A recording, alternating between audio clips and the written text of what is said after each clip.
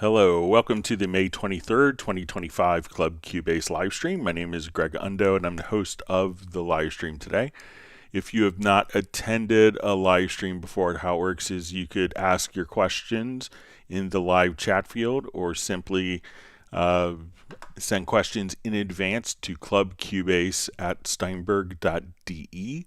We'll go through all the questions chronologically as asked. My ability to answer the questions in a real-time manner may soon be eclipsed with the number of questions that come in. So if you don't see an immediate response or hear an immediate response to your question, we will go through it chronologically. But if we could avoid asking the same questions over and over again, that would be appreciated. We should have an index of all the topics that are covered in today's live stream pinned to the top of the comments field several hours after the live stream ends. And that way you can navigate with the timestamp directly to a particular topic. And if you wanted to search for Club Cubase live stream topics and questions over the last 5 years, you can go to cubaseindex.com. And we want to thank Jan from Stockholm for creating that great site. We have two people that serve as moderators. We have Agent K and Jazz Dude. So they're not Steinberg employees. They just come in and want to make it a better community experience. So we appreciate their efforts. We'll also give a special extra thanks to Jazz Dude for his work with the unofficial Cubase Nation Discord, which is a wonderful resource of information for the Steinberg community with different links and YouTube tutorials. It's a great resource that everyone should check out. So once again, my name is Greg Undo. I work for Yamaha Corporation of America. I primarily focus on Steinberg products, and I'm the host of the live stream today. And I'm presenting from the United States, just outside of Washington, D.C. area in Alexandria, Virginia. And if you're watching live, please feel free to introduce yourself and tell us where you're from. And with that, we will go ahead and get started. All right, so we see Michael Marshall's checking in from Somerset, UK. Great to see you on. We have Stefan from Sweden. Uno Memento checking in from a rainy Finland. We have Raw Justice Hip Hop checking in from Capitol Heights, Maryland, and he indicates that he is ready. All right, we have Jan from Cubase Index in Stockholm. Thanks for joining us. We have Ivan joining from Vinnytsia, Ukraine. Thanks for joining us. All right, we see Jazz Dude. We have Fly V checking in from Winnipeg, Canada. We have Dean Garvey Jazz from the Southern Sierra Mountains in north of Los Angeles. Thanks for joining. All right, we have the artist known as Love checking in, I believe, from New York, if I remember correctly. We have Manfig saying hello to all Cubasers checking in from Santa Barbara. All right. All right, so Ivan just asked, hi Greg, Cubase 14, one thing bugs me for years. We have project click on empty space function, but in MIDI editor it's with help of pressing control key. What is the reason behind it? So I think when we come over, so if we want to click in empty spaces, we can click, but a lot of times if we want to, if we wanted to move our cursor to a specific area that's on top of an event, that the event gets selected. So I think if we hold down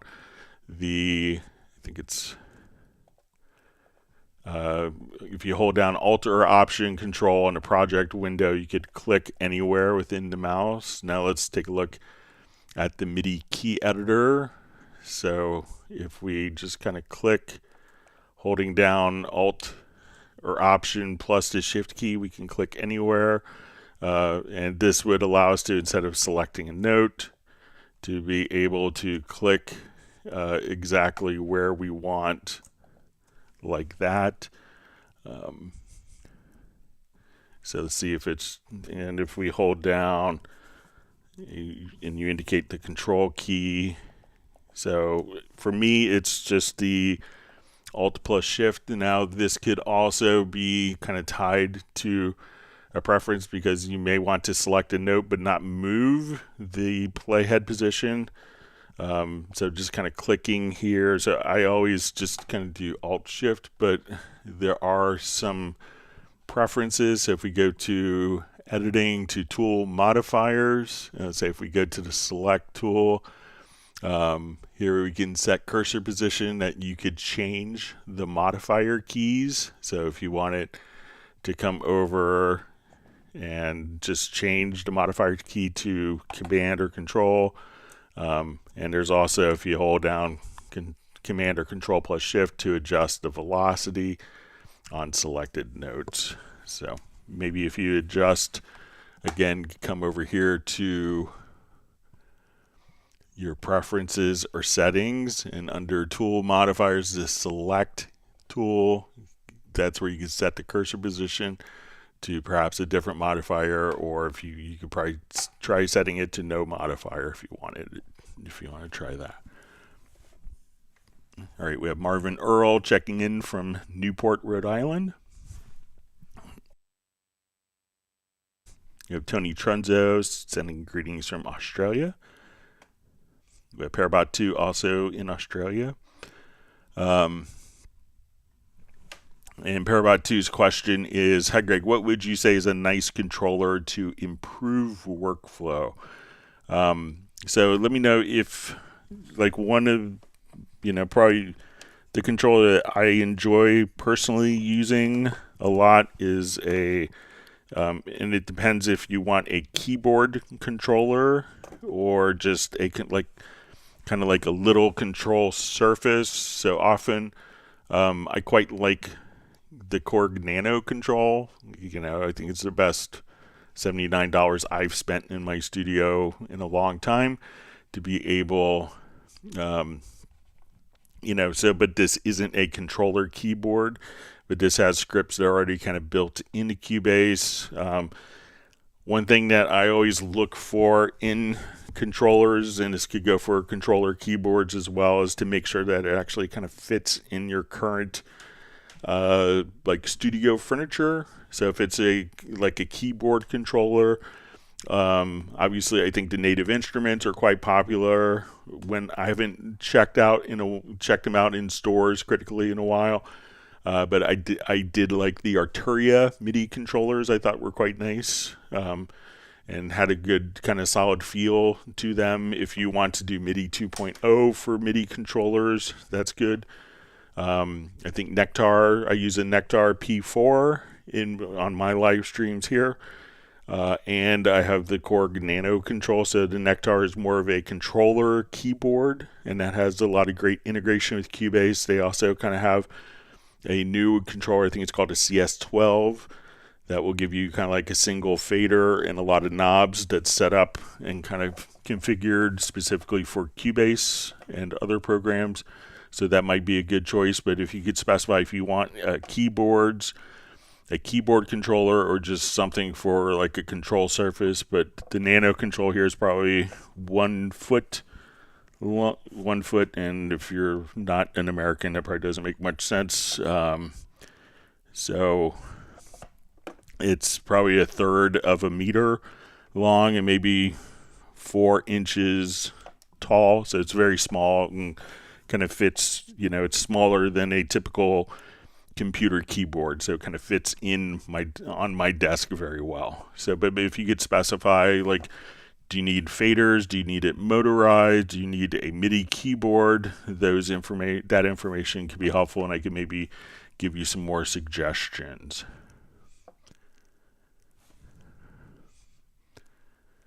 All right, so we see Manfig just says, hi, Jazz Dude. Yes, I've found many answers to questions I've had. Thank you, all you guys. Much appreciated.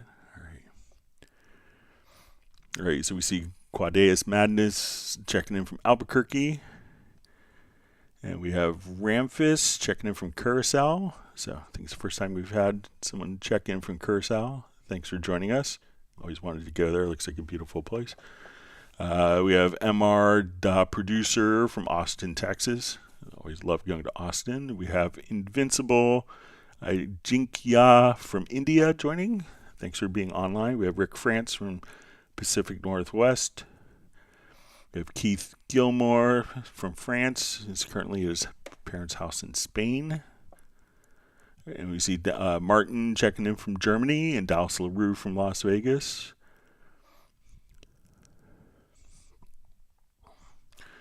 All right, Rebel just asks, hey Greg, I can't get my audio track to match the BPM and metronome.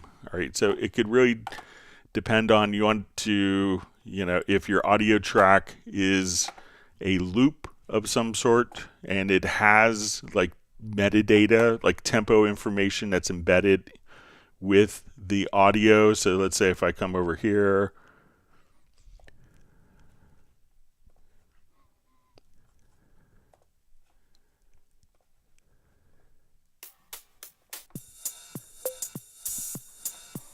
okay. All right, so let's say I have this. All right, so if it is a loop, and generally like the loops may have everything kind of set up where there's going to be metadata in the loops, we could place it into musical mode. So right now, if I just soloed this particular track and I put the metronome on, you can see that these aren't going to be in sync. Now selecting it and clicking on musical mode, now we can come over and now it's going to be in sync.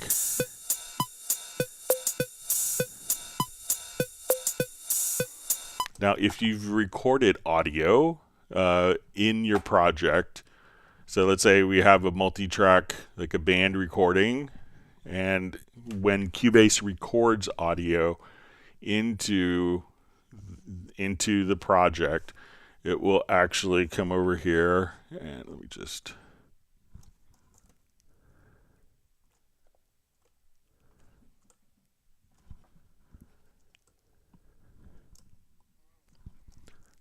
resize this so we can see it a little better. Okay, so when we come over here, I'm just going to add an audio track. We'll call this May 23rd, 2025. All right, so right now you can see that my project tempo is set to 100 beats a minute. So when I come over and I'll just record,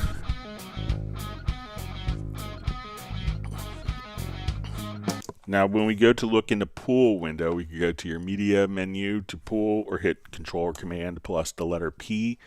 We'll see our May 23rd, 2025. This is the file that we just recorded. So it automatically assumed the tempo of the project. So if I now wanted to take all of the files that are in an existing project, I could put it into musical mode once it has kind of the tempo stamp. And at this point, once all of the audio is in musical mode, and we could look at this by going to the pool, say, okay, all of these, and we could select the top and bottom track while holding down Shift and multiply turn them on or off to musical mode. So now when I play, I could just type in a new tempo.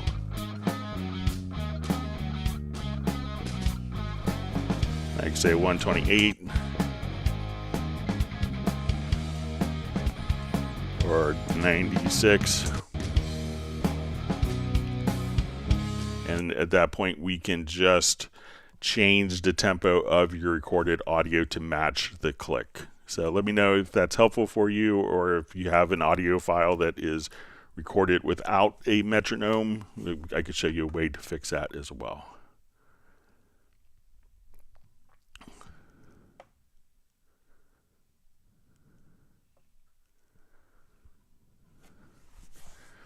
All right, so we see Patrick Vanderbilt A says, hi Greg, happy to be on live. I programmed, I guess, Groove from new drum editor with help of the pattern editor. I want each audio to a separate track, how to do it. All right.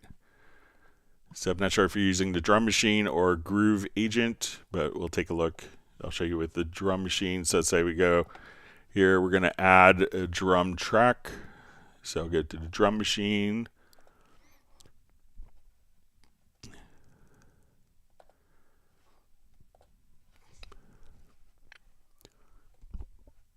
Okay, so let's say we'll come over here, we'll do beat starter 4. So, all right, so I'm going to go to the editor, and let's say I just want to quickly program a super generic beat.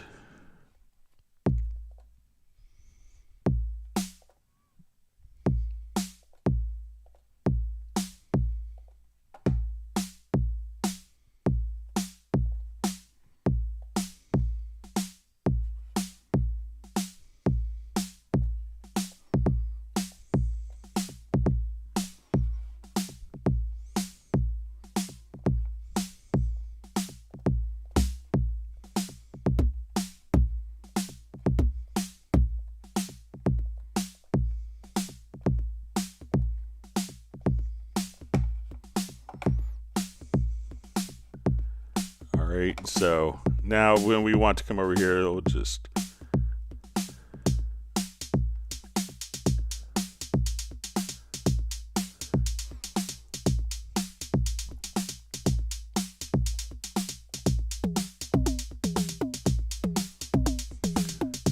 so if I wanted to, now when we look at our mixer, everything is going out of one stereo output. But if we wanted to now in the drum machine, come over here, and if we go to our group settings, we can say, okay, I want my kick to go out of output 2, my snare, output 3, let's say the tom, out of output 5, we want the hi-hat to go out of output 4, and let's say the percussion, I want these to go out of output 6. So now when we go to our mix console, these will all be kind of spread out for us. So, and let's go and drag it to our pattern editor. So if we do this, we can now drag this pattern out.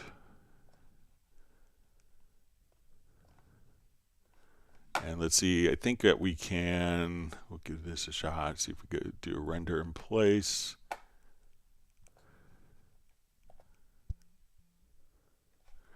Yeah, so at that point we could just choose to see our outputs, and everything could be kind of processed right here, going into separate tracks.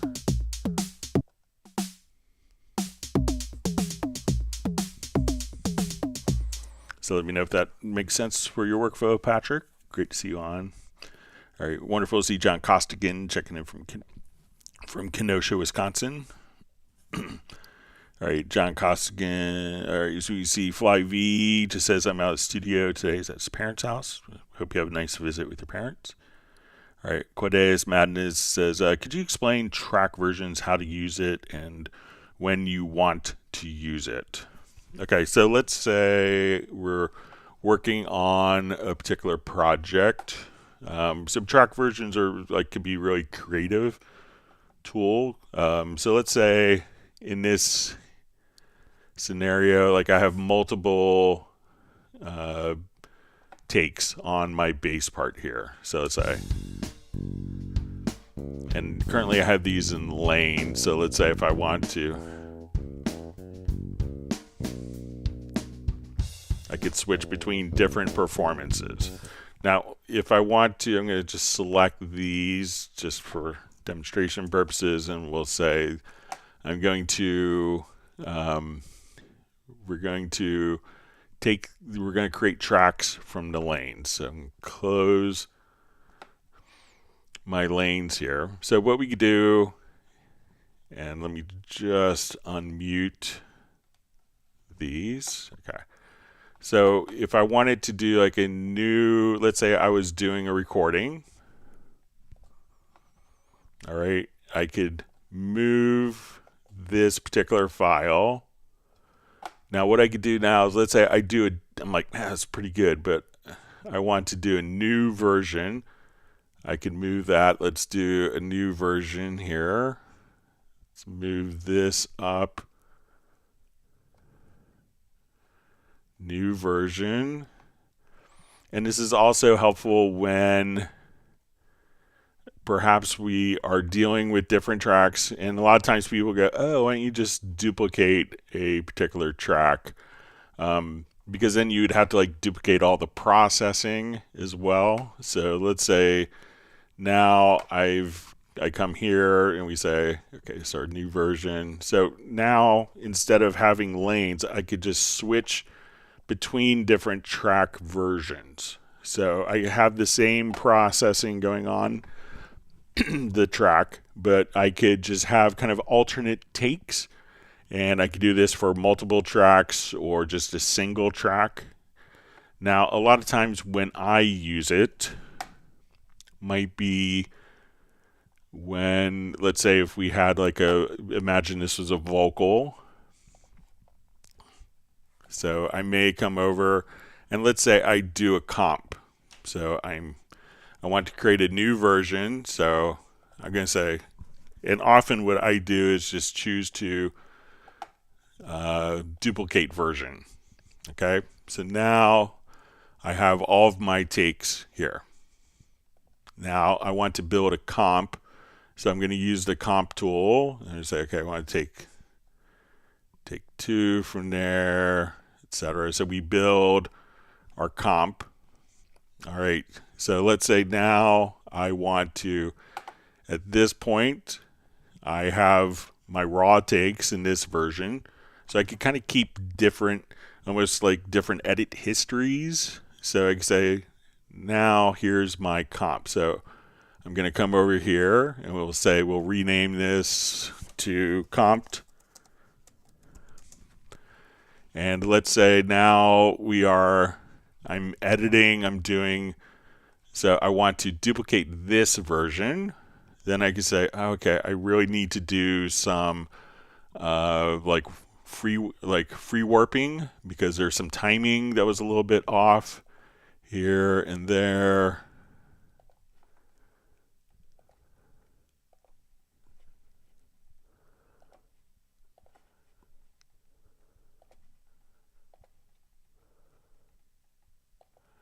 All right, so now I'm here and say, okay, this was a little late.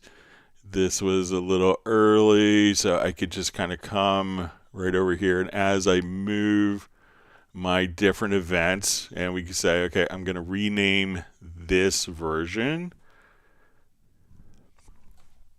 So let's duplicate this version, and we can say, okay, let's rename the version. We'll say this is free warped. And let's go ahead and duplicate that version. And let's say, oh, here I really need to do tuning. Let's say it's a vocal or something like that. So at this point I can say, okay, I just want to take this. Let's move the notes around. Okay, I want to now come over here. Let's adjust the pitch. And this, when we rename this version, is warped and tuned. So at this point, someone's like, oh, can I hear, you go through this, methodical editing process, and, the client may go, can I hear the original? Like just out of context, you go, oh, let's go to the original. So I'll just rename this.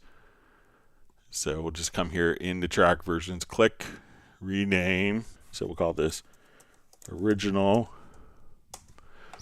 Okay, I want to check the comping. Okay, here's the comped version with all the comps. Okay, I want to check the free warping. So we could now come over and just, okay, this is the track version where you have all the free warps, and now bring the tuning in.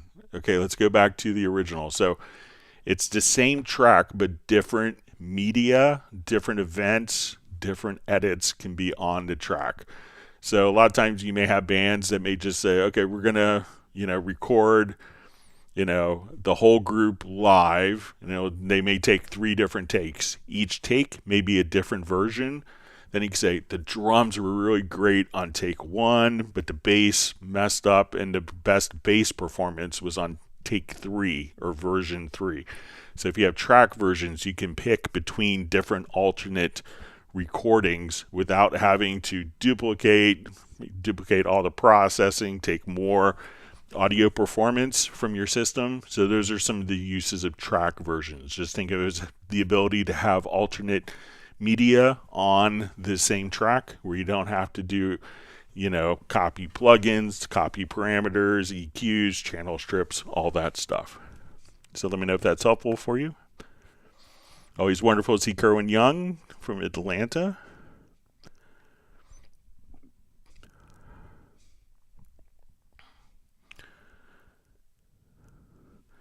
All right, Libra Vibe says, I come from FL Studio and I have a seriously problem to domain zoom in Cubase. So, if you want to zoom, there's a couple different ways. One is just to, if you hold down the G or H keys, so H, you could zoom in, zoom out with G. If you hold down the Shift and G and H, you could also just zoom in vertically. So Shift G and H. If you wanted to zoom, not change the volume, but just zoom the amplitude of the waveform, if you're dealing with low level amplitude, you could hold down Alt or Option plus G or H. We could also grab your cursor in the upper timeline here and hold the cursor and move the cursor down or up to zoom in. Another method is using your mouse scroll wheel. So if you wanted to come here and just say, okay, I want to hold down Command or Control plus the Shift key, we could zoom vertically. If I want to just zoom horizontally, we could do that. We could zoom this way, like horizontally as well, just by holding down the Command or Control key with the mouse scroll wheel. So lots of different options. There's also just a dedicated zoom tool. So you say, I want to see this specifically. And then you could double click in an empty spot. So let's look at that. Oh, okay. And then double click and you could zoom back. And if you wanted to hold down the Control or Command and then double click again, you could zoom vertically and horizontally. Say, okay, that looks okay. And then just double click with the zoom tool and you're right back to where you were. So let me know if that's helpful for you. And welcome to Cubase. And, feel free to ask any question. We could help you get up to speed from your other software. All right, so we have Milo Giffy, I guess, or Milogiphy. Check and says, what's up, YouTube? We have JVI. Great to see you on. He says, happy to be here.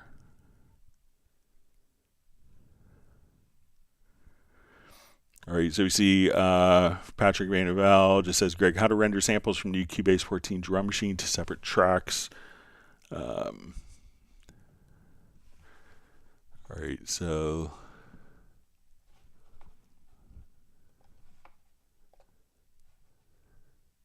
okay, so if we have this here, so see, we may have to convert it to MIDI. All right, so let's say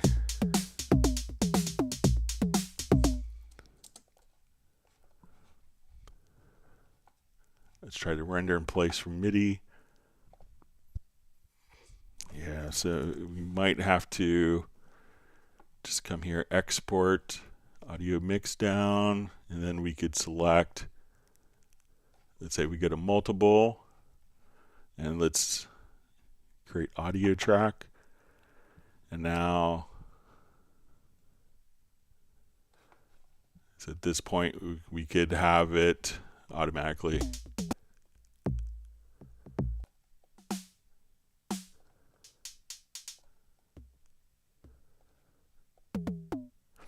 And let's see if we could do that just from the drum machine here. So let's see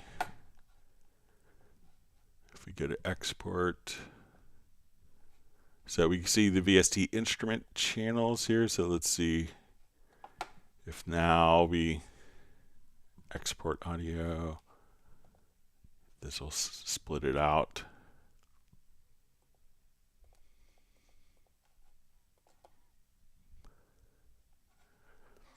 So yeah, that would work as well. So if you just do the export.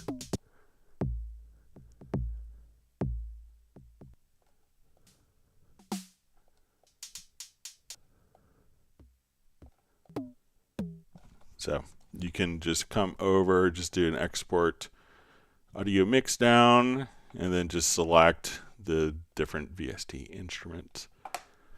And then all those will be split to different tracks. All right, so we see Raw Justice Hip Hop as far as controllers is recommending the Nectar Panorama CS12.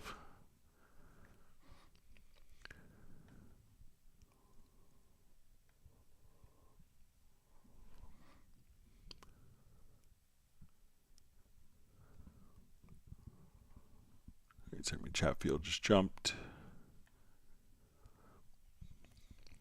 All right. It's John Costigan saying hi to Kerwin. All right, we have Ben Tyreman checking in. All right, so Fly V just is indicating he has a Tractor S8 and Arturia Keylab 61. Parabot 2 says, thanks, Greg. The Nano controller you have is well be purchasing. Perfect, thank you. Yeah, I've been really happy with that. All right, we have Tim Weinheimer from Mission Viejo, California. Thanks for joining us. Always great to see you on. All right. We have a question. Does anyone know how I can download Cubase on my phone again that I bought in 2017? So generally, you could get it from the Apple App Store or the Google Play Store. So probably if it's 2017, I'm assuming that it's the Apple App Store. So so you could just simply go to your Apple App Store and download it there. And if you've purchased it, it should be able to, I think it will run on all of your iOS devices.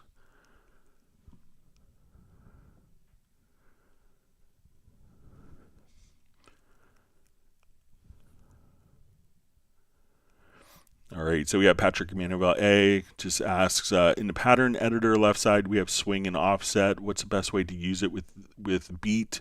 And I've tried with bass lines and how to create groovy backbeat swings, uncommon groovy line, etc. All right, so let's say if we are here. So let's go to our editor for this particular event. So sometimes what you could do, so let's say we want to take, so let's take our swing. So, often what you could do is just say, okay, do I want to create kind of like a rhythmic tension? So, one, we could create a swing.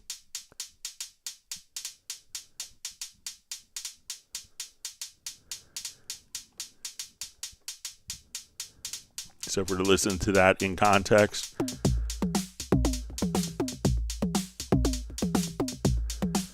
So let's say if I just took this off and I want to now come over and kind of swing it the opposite direction. So sometimes just being able to do, so let's say we have like our percussion here.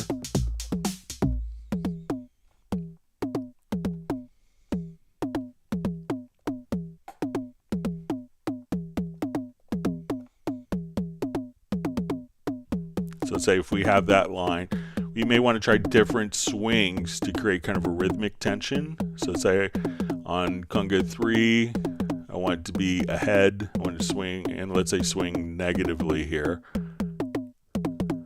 So if we listen to those in context.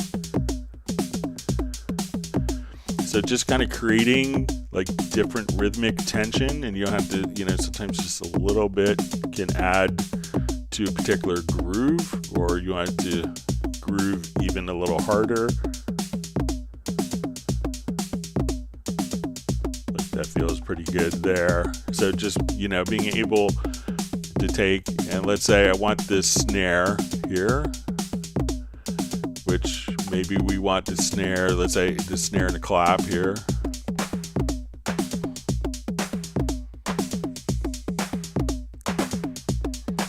So let's say I want the clap to be just a little bit earlier and the snare to be a little earlier.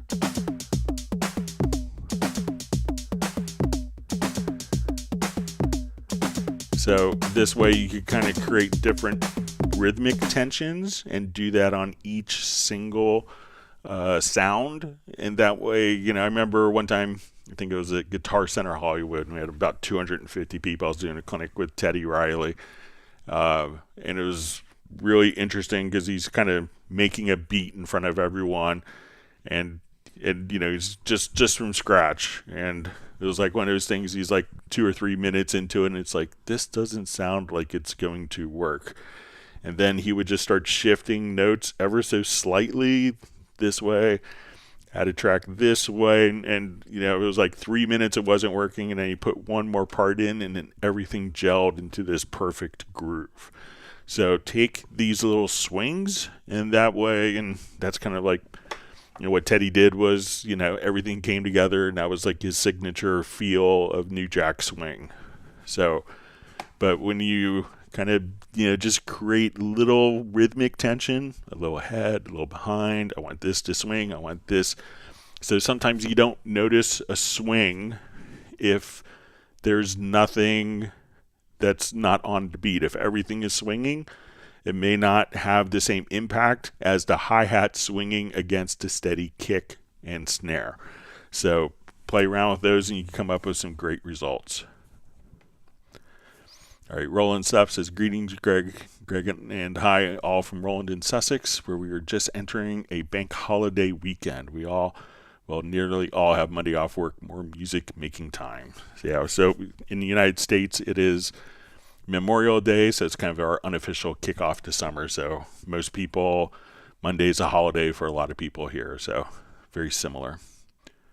So I'm looking forward to having a couple days off.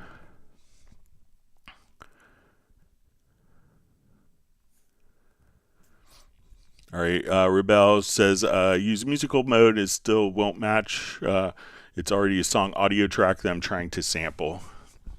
All right, so if it's an existing song, the one thing you need to make sure is that you have the correct tempo stamp with it. So let's come over here, let's do new project.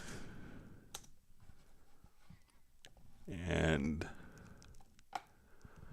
let's say, okay, I'm just going to import a quick audio file.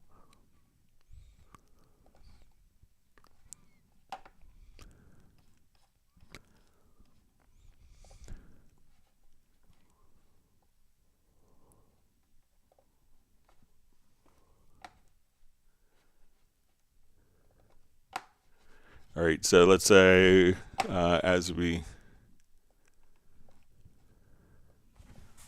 play this, so let's say I don't know what the tempo is of the original recording. So let's say we're here and I put my click on. So there's no correlation between the metronome and the audio track. So what I could do, I'm going to select that track. Let's go to your edit menu, or I'm sorry, project menu, to our tempo track, and we'll do a tempo detection. So let's say analyze.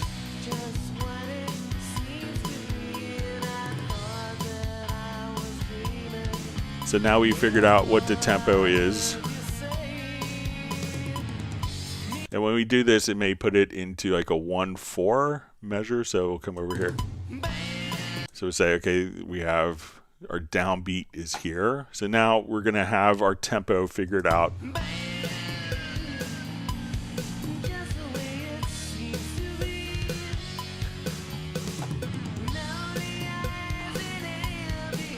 So this song is varying in tempo. So what we can do now is I'm going to select it. We'll go to audio, to the advanced, and we're going to say set definition from tempo. And what that's going to do is it's going to take the tempo changes of the recording and embed that as metadata. We could store it in a project or in the audio file itself. So now I'm going to turn off the tempo track that's fluctuating. So we look at our tempo track. Basically every beat is a subtle tempo change. I'm going to turn this off, and now it's playing back a perfect 120 beats a minute because it's in musical mode. So if I go over here, let's change the tempo from 120, 132, 144.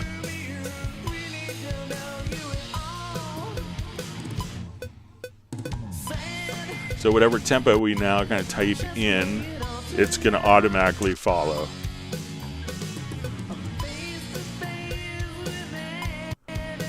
Or if I now want to drag in, let's say, a drum loop and have that, so let's go find just like a highly inappropriate drum loop.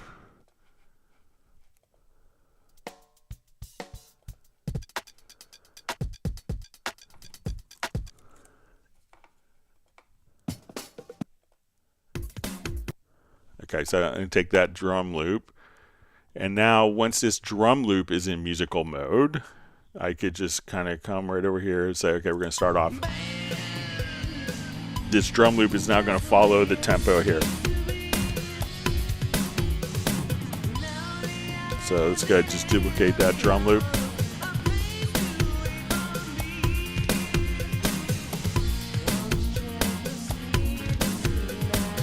So we're taking the original tempo that we extracted from the tempo detection, and now if we want to select that file and have it change tempo to match tempos, go to your advanced to set definition from tempo. Or if we want other audio to follow that, all you have to do is take the other audio and just put it into musical mode, but you have to kind of know what the tempo is of the original file for it to work accurately. So let me know if that's helpful for you.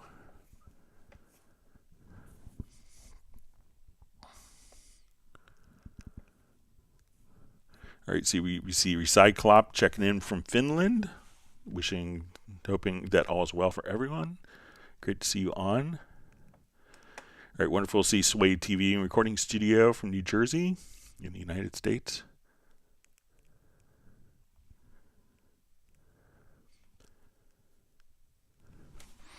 All right, Chris Higginson asks, hi Greg, how do I route/setup control room in Cubase Pro 14? My setup is 2 mono inputs for recording guitar, bass, and acoustic guitar with mic, also MIDI keyboard. Thanks, and Chris from London in the UK.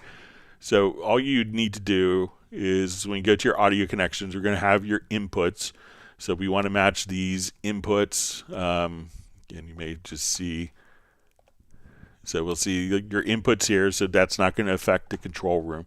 If you're just doing like a stereo output from your audio interface to monitors, probably what you want to do is to, and this seems counterintuitive at first, is just to come over here. You're going to define a stereo output, but we're going to choose to have it not connected because we want the audio to pass through the control room. So we're going to turn the control room on. So let's go ahead and turn our control room on. We're going to right click to add a monitor. And the monitor, like here I have my HS7s, my monitor, great Yamaha speakers. Now my monitor is where I do the routing. So this is what's being sent to my monitoring path, usually going directly to powered speakers or to a mixer, then into an amplifier, speakers, whatever your monitoring path. So the trick is to have a stereo output, leave it not connected, and then add a monitor in the control room and set the output for the monitoring path or where it's connected to your speakers directly there. And if this is turned on, you may have the same sound being doubled. So it may be kind of going through 2 buses. So just leave the outputs to not connect it and add a monitor in the control room. And then that's going to be the volume monitoring path.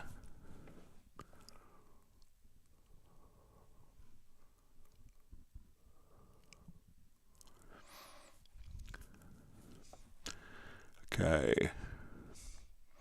Patrick Banaville A asks, Greg, the scenario with modulator for trace guitar effect with shaper or step modulator, can I apply shaper with 8th and 16th with step mod to same instruments on single track or need to duplicate? Let's take a quick look. So let's say I want to come over here. Let's see if we could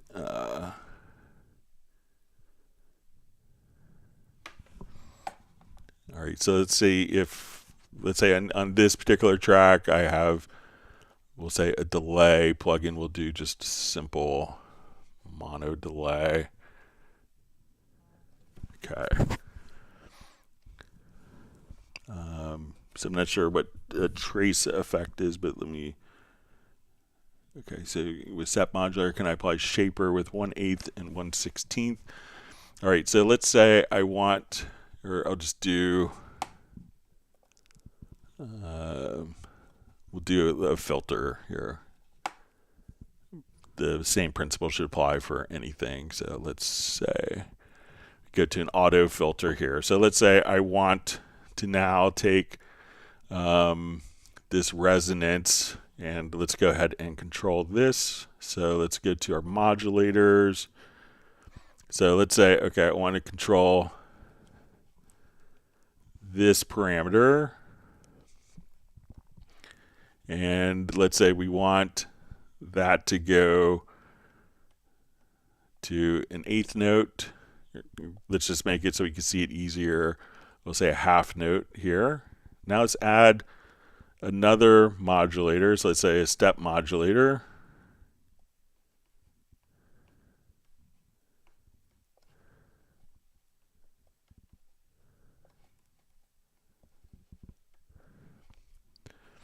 Okay, in this parameter, let's see if we could just adjust.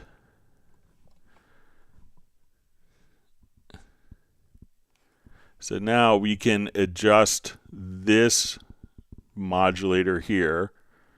So let's say this is going in, I'll just adjust the value here. So this is modulating, and we'll just make this more obvious.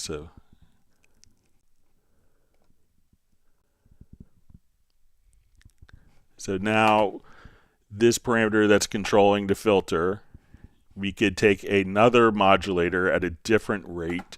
So let's say I want this to be at, let's say,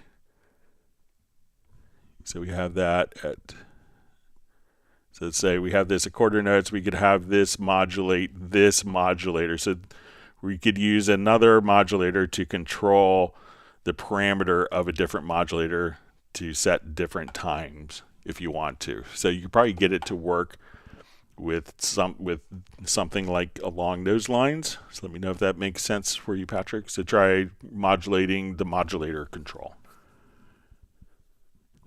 All right, so we see Home Studio 103 says, hi Greg, I'm Andrade from Angola. Thanks for joining us. Quick question, can you please share with us how to add sample from Halion 7 to Drum Machine in Cubase 14?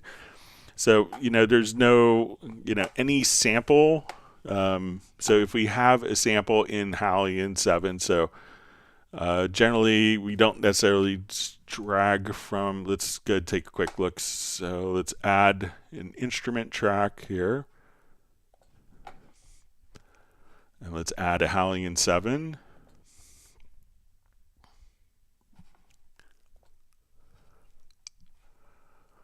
All right, so let's say I have this particular sample here. All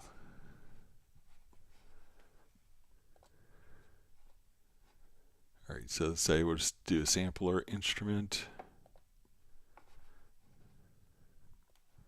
All right, so I'm going to drag a sample from here.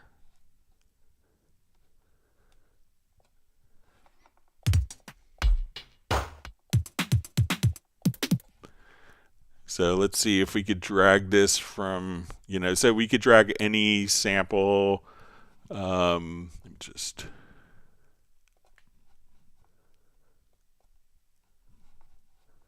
open this up one more time, sorry. Resize this. So let's see if we could open up the drum machine.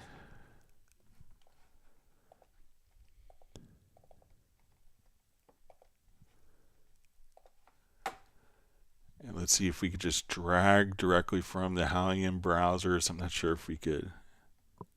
Yep. So right here, once we have the sample in, we could go to kind of the program tree, and then we could just drag from the program tree directly into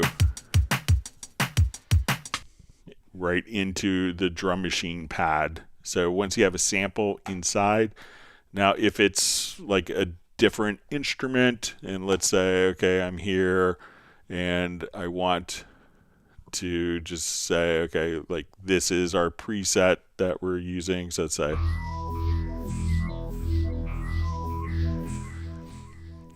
so if I come here, so if it's using like one of the synthesis engines, so let's say I want to put this on channel 2. And I'm just going to put a note in. I'm going to try something. I know this works with the sampler track. We'll try this with the drum machine as well. So let's say if I come here now. So if we want to do it with the sampler track, one of the cool things, and it's not the drum machine, but we could just drag this to the sampler track. And now if we go into our pool window, so if it's like a synthesizer type sound, so let's go to your media, to your pool window, or control command plus P, we'll see our sampler track. Here's our audio file. So let's switch to our drum machine. So we'll come here. So control command P, and then like the file that we just kind of rendered by dropping it in, we could drop it into the drum machine. So it's kind of a two-step process if you want to do that. But if it's just the sample directly from here, you could just drag and drop from the Howling browser right to the drum machine. So let me know if that's helpful for you, Home Studio 103.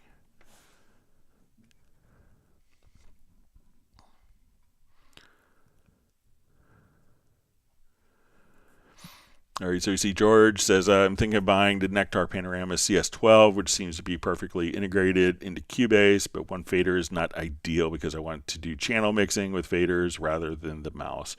So there's a number of, one of the great things with the Cubase kind of MIDI remote is you could have one, I often find control surfaces, fall into two different categories. Or say MIDI controllers can fall into 3 different categories. One is going to be like your MIDI controller that you play. One may be a control surface that's designed for editing, and a control surface that's designed for mixing. So often one that's good for editing, where it has like a lot of knobs and quick access to different parameters, is really good, but it may not offer like 8 or 16 faders for mixing. So if you really like the CS12, there's a lot of great options for if you need a motorized or non-motorized control surface, that you could just use another control surface for faders if you wanted to. So you can mix and match multiple control surfaces within your Cubase environment. So let me know if that makes sense. And I see next question, is it possible to combine 2 DAW controllers? And so what do you recommend in terms of simply additional faders? So, so again, multiple faders. I'm just going to go to my MIDI remote here. I'm going to connect my Choice Sauce controller. It's a great little MIDI box. So as soon as I can see my Nectar here, I just connect my Choice Sauce controller, and so as soon as we come over here, that would automatically show up. So you could have multiple controllers. So depending on your budget, some people, like the SSL controllers. A lot of people like the feel of those. Some people, I've been in Stevie Wonder's studio and he has a Behringer X Touch, for $199 or whatever. So, it really could determine whatever feel you want, but anything that you like the faders of, that's, the Mackie control family, well, maybe not running as a Mackie control protocol could be helpful. There's a lot of options for motorized control surfaces. If you're looking for like a really nice one, check out the SSL. All right, so we see from Quadeus, Madness, this is very helpful. Now I grasp how to use it. I think it's with the track versions. Great. Let me know if you have any other questions.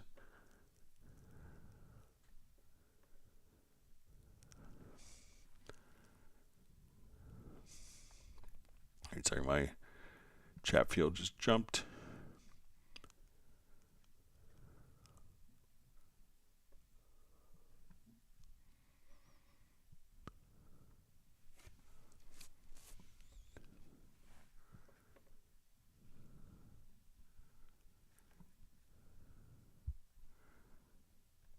Okay. We see Z Techno saying hi.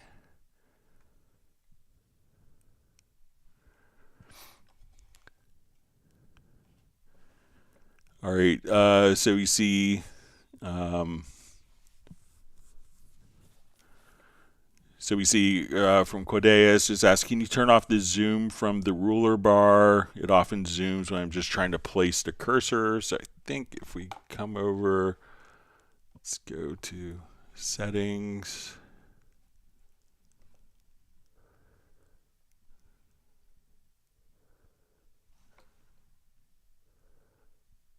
I think that there might be a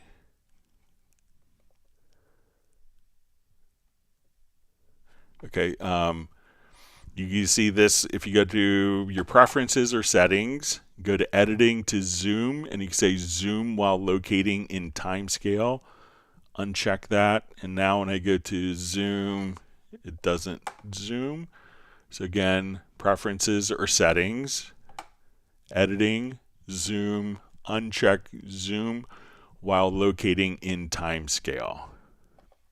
Now that that's checked, I could come over here and zoom. So do that.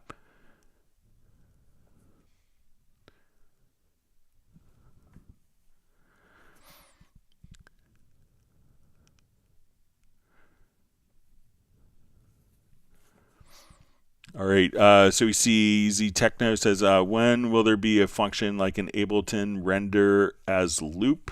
So I don't run Ableton. Let me know if that is something that just kind of loops independently, or if it loops, or if it's a special audio file. So let's say if I want to come here, and let's go into like my sample editor. So let's just double click here. So let's say we go to definition. So we can, I think if we come in here, if we have the sample, and this isn't like the best implementation, but let's say, let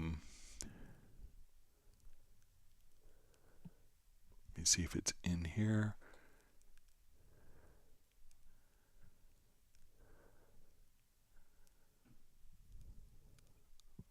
Okay, so choose independent track loop.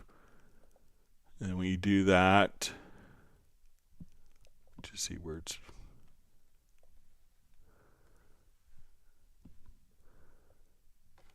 All right, so you'll see this little function. So once this is turned on, I could just come over here. Let me just make sure.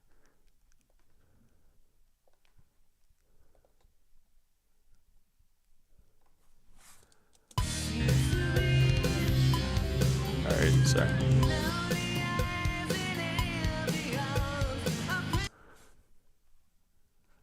All right, so let me just see if I can.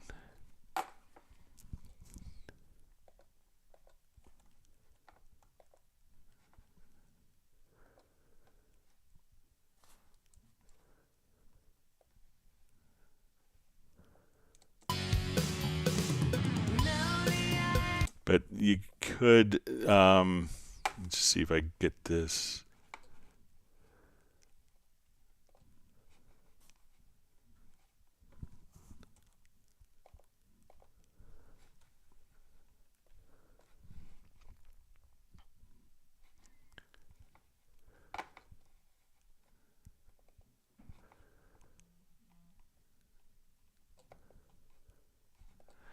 But there's a way to kind of just set, that was usually you just kind of click. All right, so let's say, okay. So if I wanted this to loop independently, so even if this was,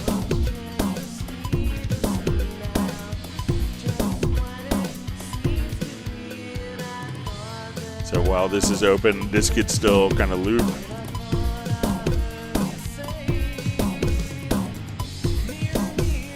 Independently of the timeline. So, but if you could let me know what render as loop means in Ableton, just so I don't run it. Not familiar with it.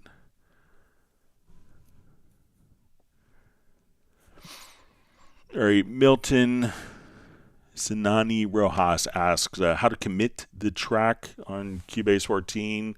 So there's a couple of different ways. So if you want to, like if we have like a bunch of edits in a particular track and you wanted to consolidate all of these as one audio file, if you go to your audio menu, you could choose to bounce selection. That would turn it all into one contiguous audio event. If you wanted to include the processing, if you come over here, you could just choose to freeze the channel. So at that point, so we could just come right over here and just say, okay, we have this, let's freeze the channel. So, and that would render all of the effects. You could also, if you have like a number of different processing options on it, you could choose to render in place. So if you have an event selected, go to edit, and you can choose to render in place, and that could include all of the processing at different stages, or just come over here and export audio mix down. And if you have like multiple files, you could just create stems and choose what processing that you want to be applied. So there's probably 3 or 4, maybe 4 or 5 ways of kind of committing your tracks. Always wonderful to see Michael Teams from Weatherford, Texas. Glad he could make. John Costigan's very anxious for ice cream. All right, Rebel asks, I changed the color of my theme to purple, but want to go back to the default color. Is it one button to reset everything back to the default color? So if we come here to the settings, so if you get to your user interface, if you just kind of go to like your color schemes here, you could just click on defaults. So if you want to come here, you could choose defaults, mix console. So you could just kind of click in the preferences here, and then just click on defaults, hit apply, and OK. See, Michael Teams is granted Jazz Dude 1 gallon of mysterious mashup ice cream.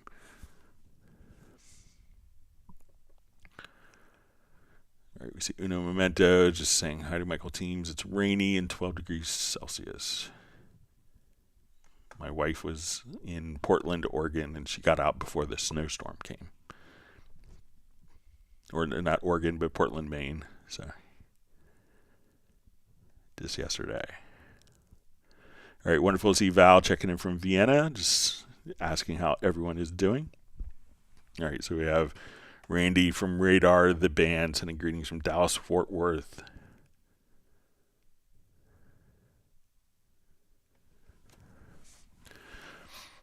All right, we see from Vishnu, ask, hello Greg, just a quick question. In the default send setting in Cubase, is pre-fader? If so, how can I change the default to post-fader? Let's take a look. I think there might be a preference for it.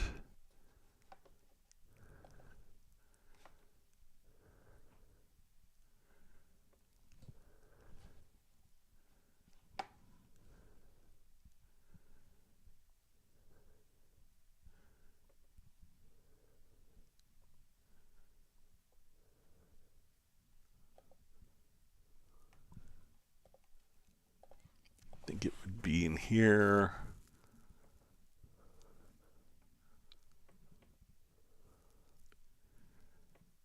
So we can set default send level.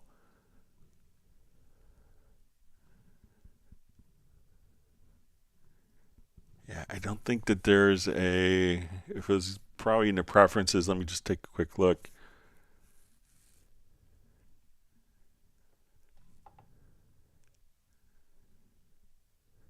Yeah, I don't think that there's a way. So if you save, a template with that enabled or track preset, with it enabled.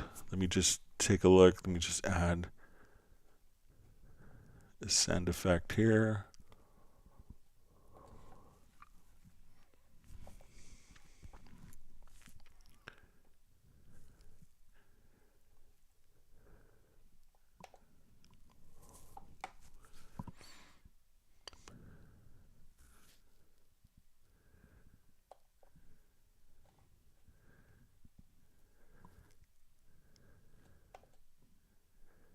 So it looks like it is.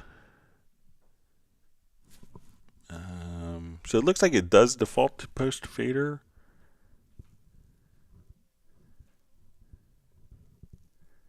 So I think the default is, so when I'm here, let's just say I do a new project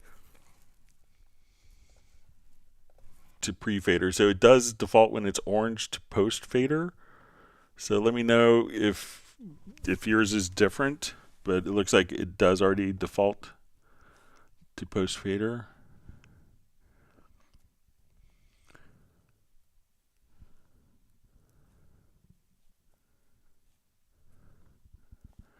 All right, so we see ZTech says we really need items loops to be mixed with each other on one track so as not to duplicate a ton of tracks in the project again. So, yep, other people have asked for kind of like a clip launcher type thing. So, all right, Yesin asks, hi Greg, greetings from Brazil. I'm trying to migrate full-time to Cubase from Pro Tools. Were the chord diagrams in the score gone in version 14? So let me know if it's, we could do, I'm not sure if it's guitar chords, but if we have, all right, so I'm going to come here. Let's just take our guitar part and we'll create a chord track from that. Let's go to our piano and we can see that the chords here will automatically show up in our chord diagram. Let me just turn off the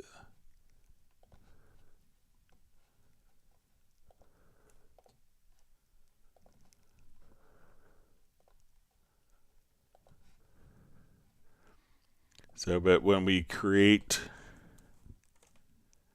we could see the chords automatically appear here, but let me know if it's like guitar chords that you want. I don't think guitar chords are presently implemented. Let me just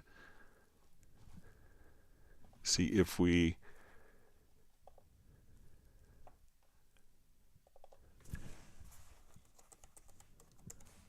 could do guitar tablature.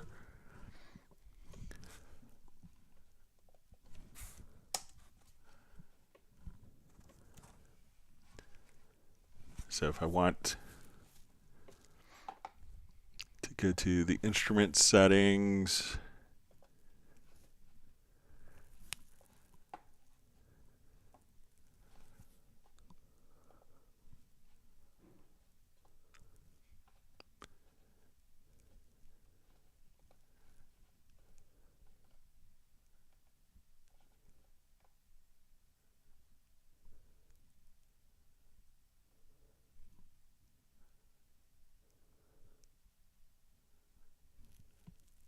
so we'll just say we want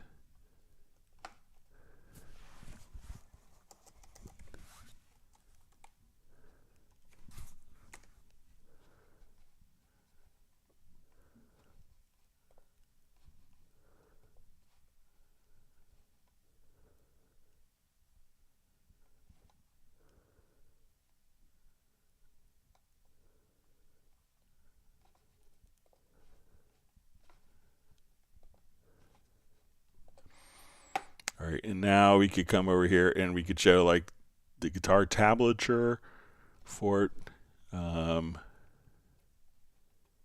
But I don't think if it's like the chord diagrams for the guitar, I don't think that is implemented currently.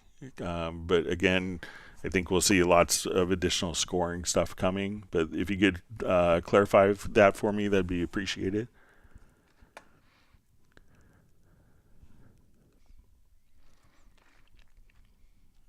All right.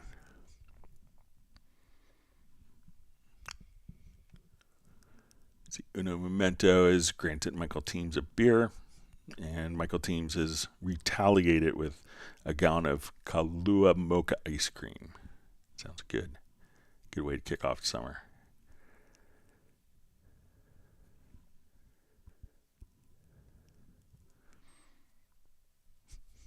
See, Val, just a great quote, says, if everything is swinging, nothing is. Going back to our drum discussion. All right, so we see Soren from Sweden checking in. He's starting to feel better. Glad that your fever's gone.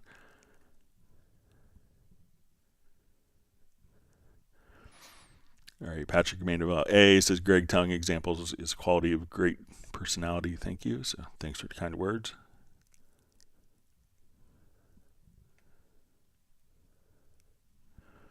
See, Fly V says, looks like I'm going to leave the live stream and watch later. My dad needs help with the lawn on this sunny day. I think I'll be doing that tomorrow morning. So it's always good to help out your parents. I'm anxiously awaiting my 12-year-old son to get a little older so he could mow the grass, maybe next summer. All right, we see Tim K joining from Zeist in the Netherlands, and his cat Buddy is waving a paw. Hello to my cat Steven, Mark Raven's dog Stella, and other pets. Michael Teams wants people to whack the like button. And we see Benny from Sweden. Wonderful to see Charles K joining from the UK. All right, Michael Teams has granted my family 1 gallon of limoncello gelato for my family and myself. Thank you very much.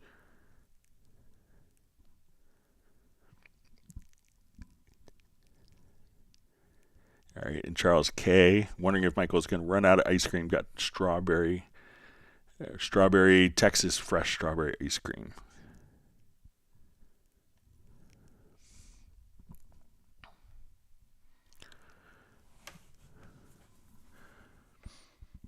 All right, so we see from Abdulaziz Al-Hindi says chord progression, please.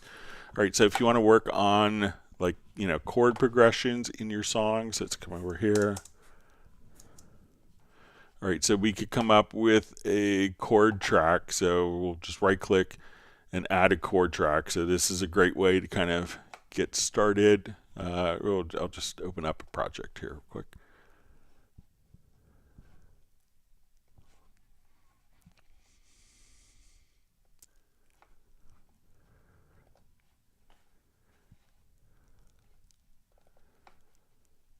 So if we want to come up with, and we need help coming up with a chord progression for a particular song.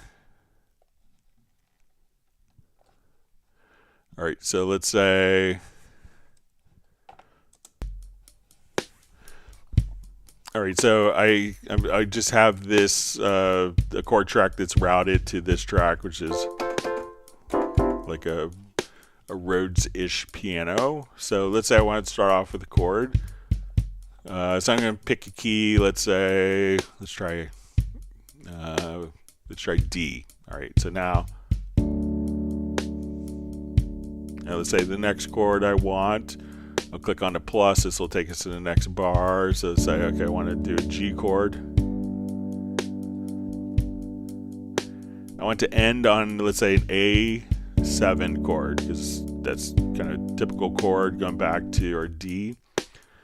It's going to resolve. But let's say I want an interesting chord to go between the G and the A7 chord. So I'm going to come over here. We could go to the chord assistant. So we could come over and say, okay, it's suggestions. We have different suggestions. So if we want, we could look at the previous and next chord. We could base it on a musical cadence or common notes. So let's say we want to do cadence. We could also look at it by musical proximity. or by circle of fifths, and we can kind of rotate your circle of fifths. So say I just want to come over, I'll go to the list view. So where we see our chords here, this would be more kind of more interesting, closer harmonically. So let's say, okay, maybe I want to do, and we'll do based on common notes. Let's say, okay, let's do like a G minor chord, or let's say a D chord. So we could pick different chords here.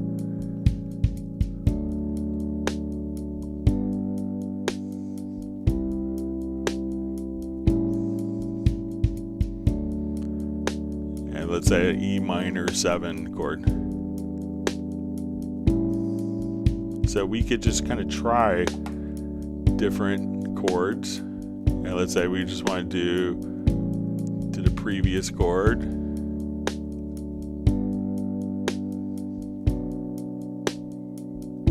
And then you could come up with chord progressions. And now we could even come over and say, okay, I like that chord progression. Let's make a new track version. Say, okay, I want to erase this chord. So I'll erase this chord. We'll put a new chord in, and let's go to our chord suggestion. So let's try an F sharp or E flat major 7th. Now I could say, how does that sound compared to the first one? I could switch track versions of chords. Say, okay, let's listen to the next one here.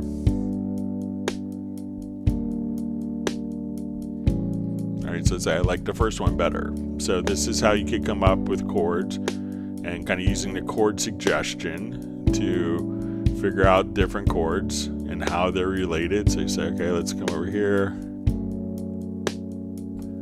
Let's try something really obscure between there. So farther out. Okay, maybe you don't like that. Let's try another.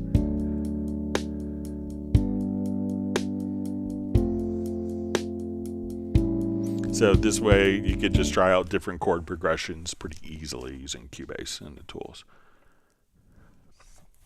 All right, Balsa from Montenegro asks, can we turn track versions into separate tracks? Okay.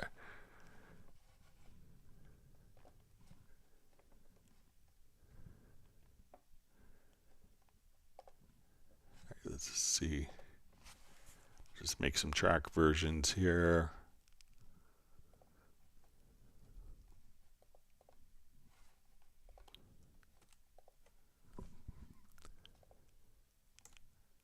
So I think we could go to lanes, but let's give it a try here.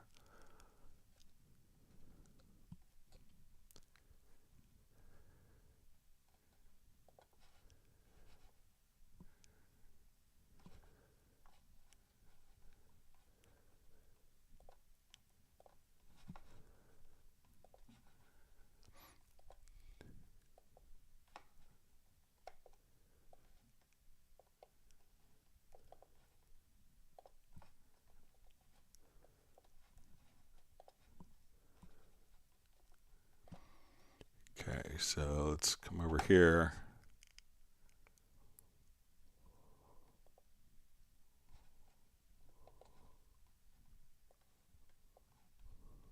All right, so we have 3 different track versions here.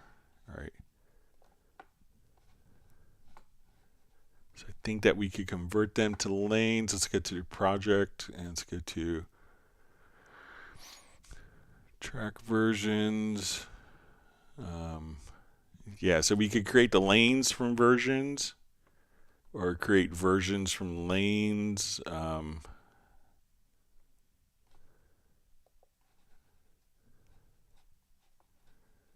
But I think if we're here, we might have to, select the track version, drag it down. But we could easily toggle back and forth between lanes and track versions, which is kind of most common, but you could always just switch this and then copy the the track version down to a separate track.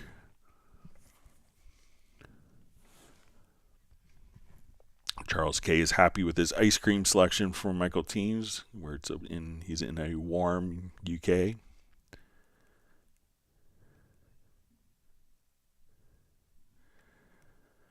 All right, Jeff Sabelski says, no, Cubase does not require sharpening an oboe reed knife. All right, that's good.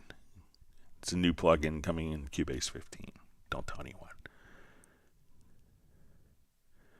Michael Teams is asking if anyone has heard from Nick lately. So, yeah, he hasn't been on, so we hope he's doing well. I'll try to send him a message on Facebook. Thanks for mentioning that.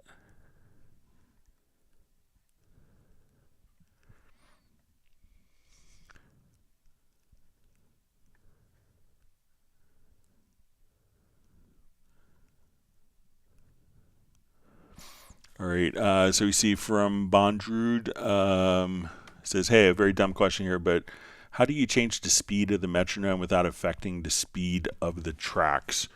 Okay, so let's say we're playing a metronome here.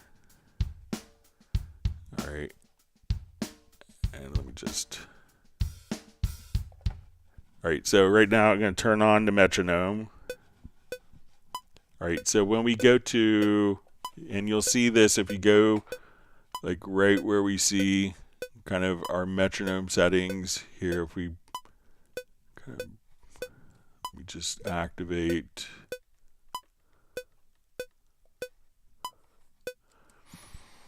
All right, just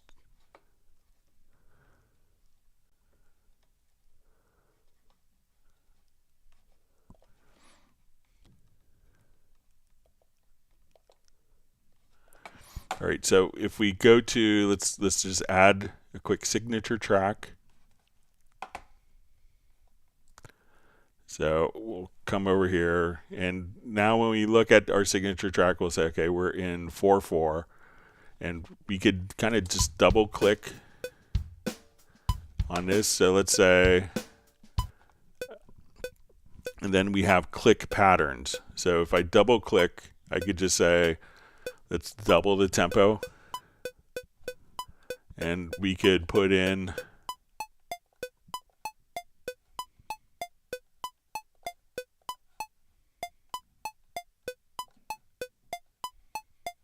so we could have all sorts of very creative, or if we want it to be half tempo, or if we want it to be in 6/8, you know, we're in 4/4, or double time. So we could just kind of come right over here, and even though we're at the same tempo, we could have different metronome patterns. So, you know, if you wanted to, like someone wasn't getting the feel of a half note on beat 2,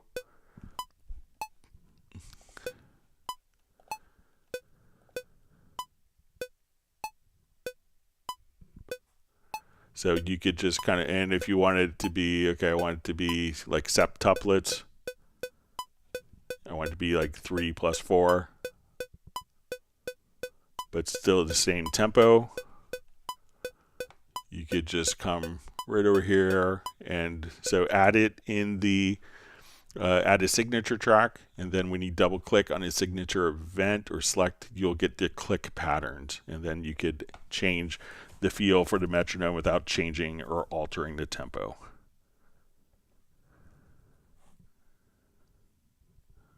All right.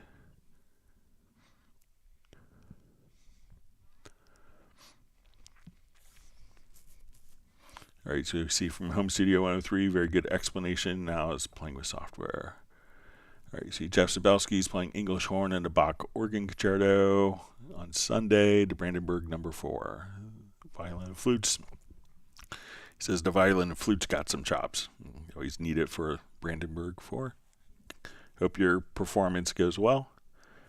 Just had our season finale with the orchestra I play in on Sunday. We did all Dvorak, so it was a lot of fun.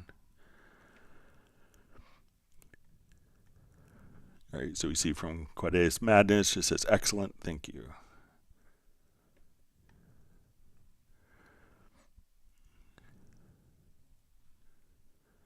All right, so we see from Flyvy says he's also installed Cubase LE on an old laptop. All right. So we see Jack Bauer just asking, will there ever be replacement for the CC121? So I haven't heard of anything that's kind of currently a replacement. Generally it's, the hardware from Steinberg is manufactured by Yamaha. So, it's always been kind of a Yamaha product, and we did a lot of conjunction, Steinberg and Yamaha, for the CC121 controller.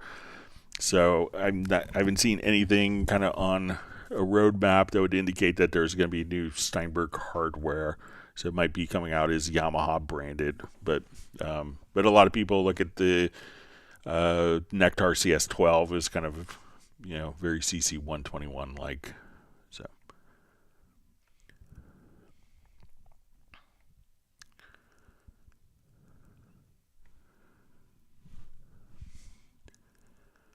Okay.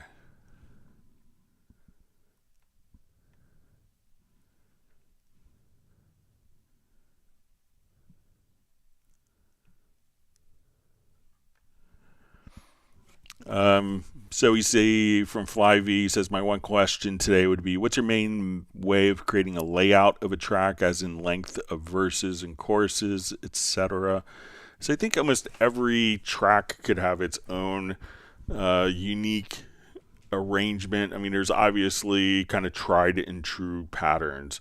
So there's a reason that an intro, verse, chorus, verse, chorus, bridge, maybe chorus, end is so popular. So it could really, depend on your musical genre. So obviously if you're doing jazz, you kind of play through the melody, often called playing through the head. And then you do,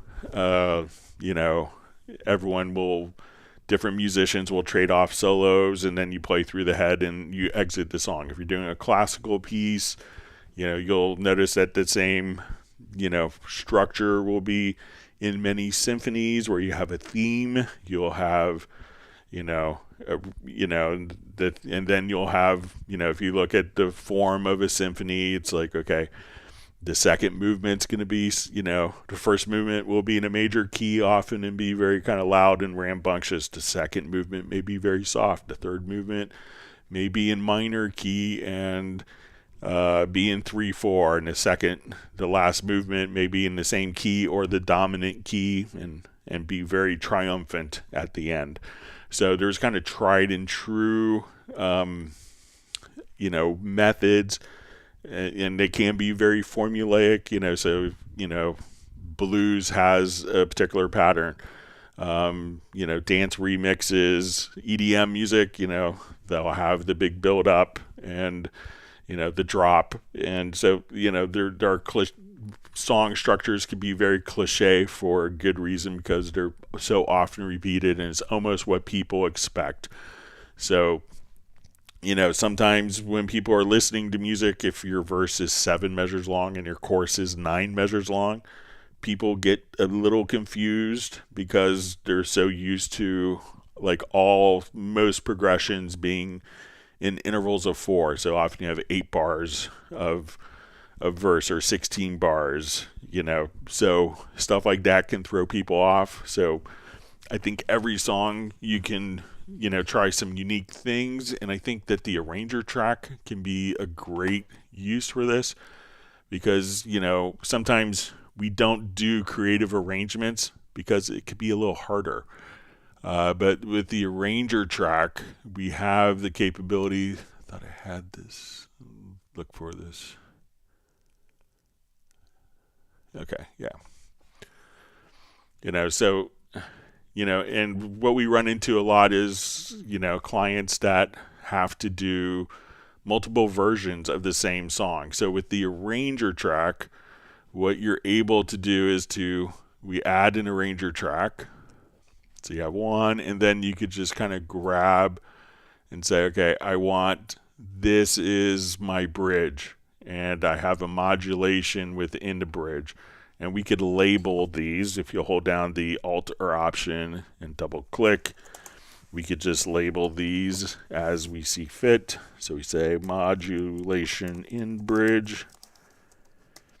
So once we have kind of like all of the parts of a particular song, what you could do now is just come over and say, okay, instead of playing straight linearly through, experiment with the arranger track. So you could say, okay, as we play, you can see that the arrangement's going to jump around.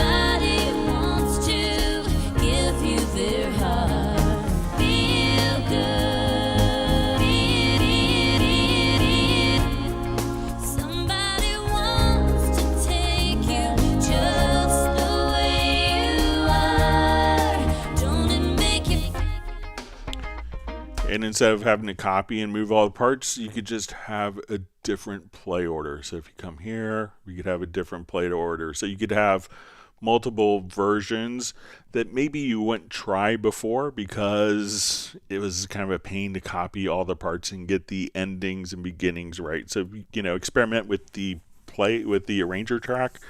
And I think that could free up a lot of, issues with experimenting with song arrangements. I think song arrangements can, make a song really interesting, and unexpected, but still kind of relatable and understandable for a casual listener.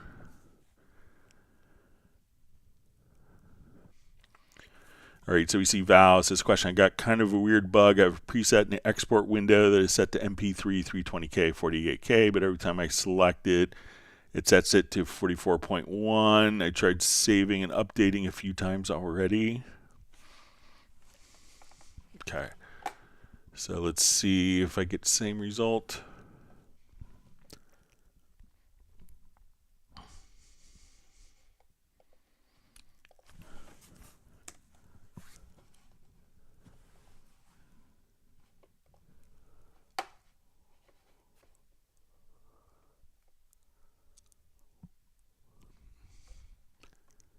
Okay, so we'll do MP3, 48, let me just, okay, 320,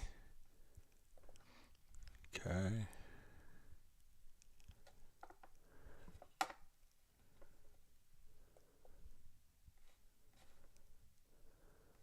right, and let's make it.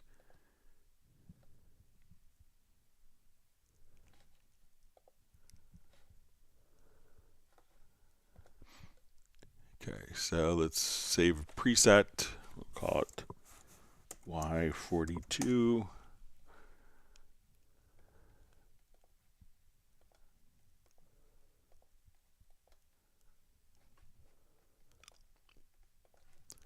right.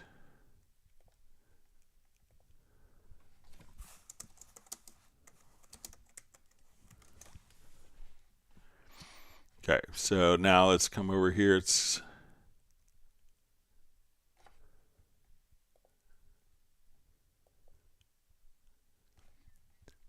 now let's see if the sample rate.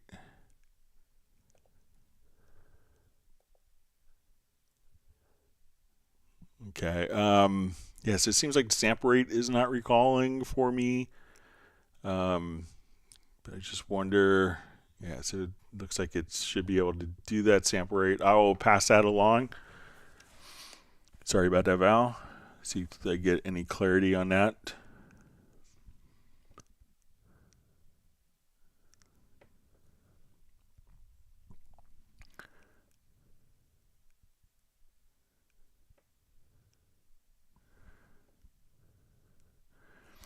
All right, so we see from Vishnu, he says, thanks again for the explanation. I'll check that. And it's things about getting to get back to you regarding the pre-fader post on my template.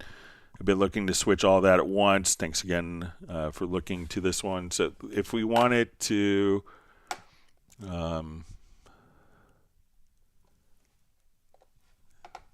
so let's say if we have a number of tracks here,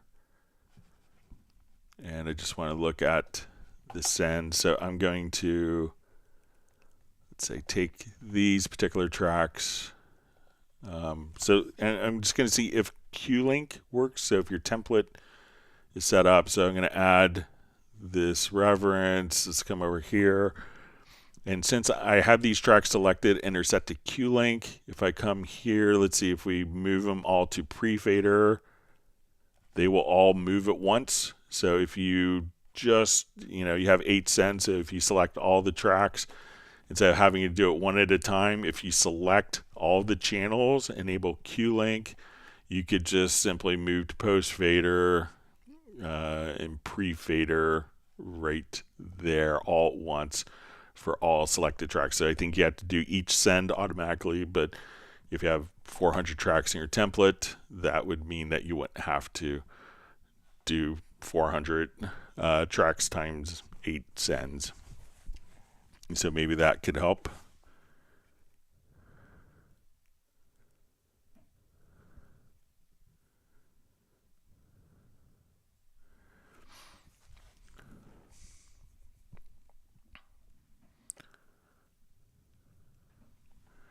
Let me see, just comment that MP3s are generally at 44.1, yeah, and not 48K, so that could be an issue with Val's question, but it seems like the preset should still be able to be saved if that's what the sample rate was.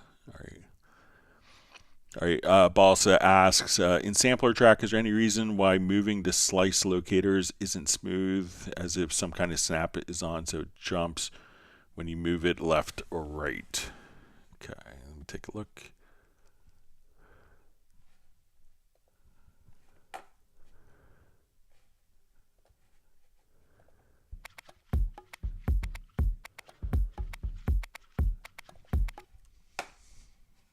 All right, so let's create slices.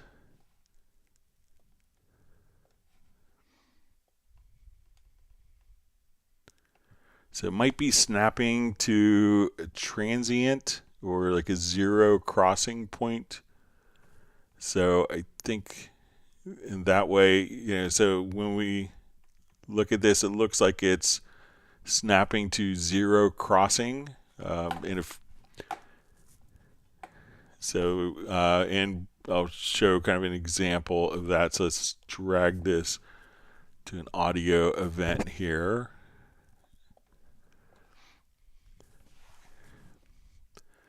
So if I was to make a cut right here in the middle of kind of the waveform, I'll just turn off my snap. So let's say I want to cut right there. So if I make a cut there, we'd probably get like a little pop or click, which is why we get the option here of enabling 0 at the 0 crossing. So this is where the audio is kind of at the 0 crossing point. So now when I cut, I can't cut like right in the middle. It's going to jump to like the next. So we see now that as we do this, it's only going to allow me to cut at the 0 crossing point. And we turn this off, I could freely cut. So it looks like the sampler track, even though we could turn it on and off on the timeline, to me it looks like as we snap this, probably for more reliable results, that it's going to only allow you to move it to a 0 crossing point so that it doesn't start off that slice with a click. So, and let's see if we adjust this to transient or if we move this to grid manually. So let's say if we drop in,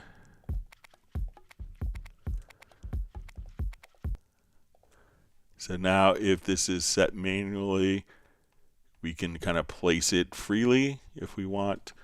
So, but with transient, it's probably going to go and kind of follow the 0 crossing point so that when it plays the slice, it's not going to start with a click.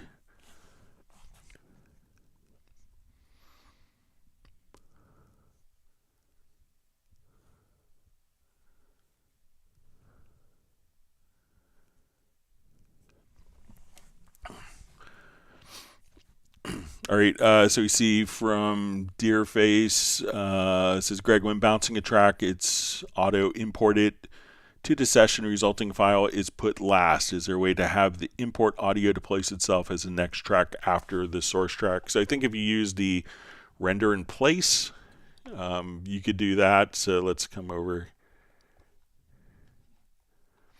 All right, so let's say I have this track here and I want to do a render in place of this. So if we go to edit and we choose, let me just draw in like a fade out so we can see. All right, so we'll come here, let's go to render in place, go to render settings. Then that's going to be placed directly below the track. So maybe don't use the export audio, but just render in place. And if you have multiple tracks, multiple events that you're mixing down, all you'd have to do is say, okay, I want to take these two. Let me just find just a different.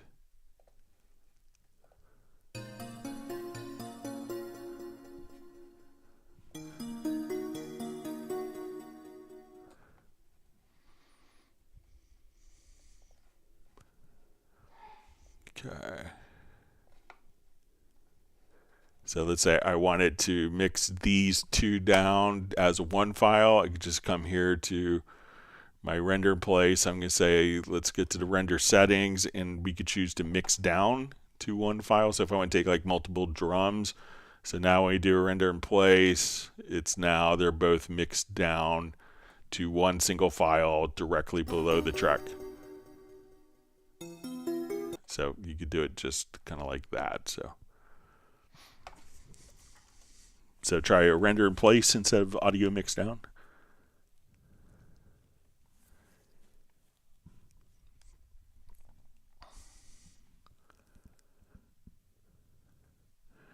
All right, so we see just a clarification on guitar chord. It says, yes, I meant guitar chord diagrams. It does have it in Cubase 13, but I guess we'll have to wait. So yeah, I'll give them a little nudge and tell them people are waiting for it. So, all right, wonderful to see Dennis Curran back from Minnesota. Thanks for joining us again. I think Woodbury, Minnesota, if my memory serves right. Born in St. Paul.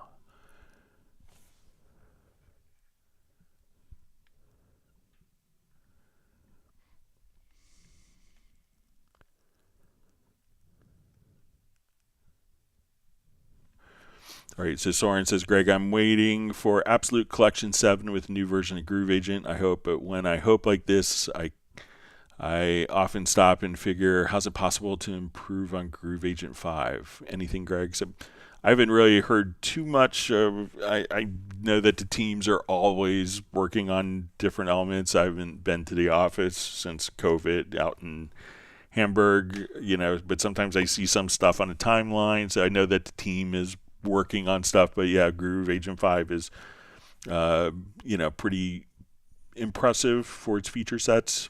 So, but if you come up with something that you want, people just want more free content and more free drum sets, I think.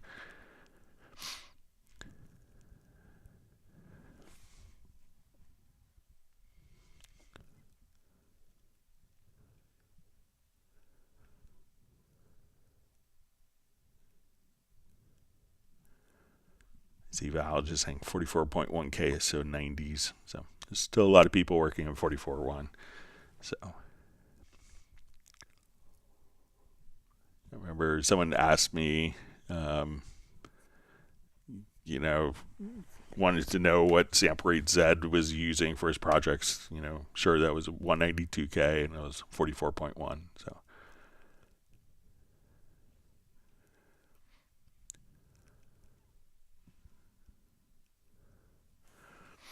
All right, Dennis Curran asks, I tracked a song the other day at 44.1K and my interface decided to stop working. So I had to use another one that only uses 48K. How do I convert my project? Okay, so let's come over here. Just open up. So I got to do sample rate conversion here.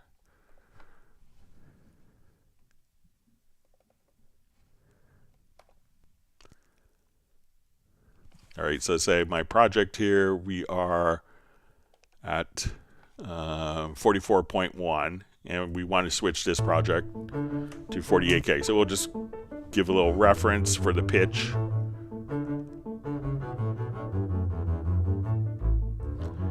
All right, so I want to take this project, convert it to 48K. So I'm going to go to the project setup. So we hit Shift plus the letter S, or project menu, to project setup.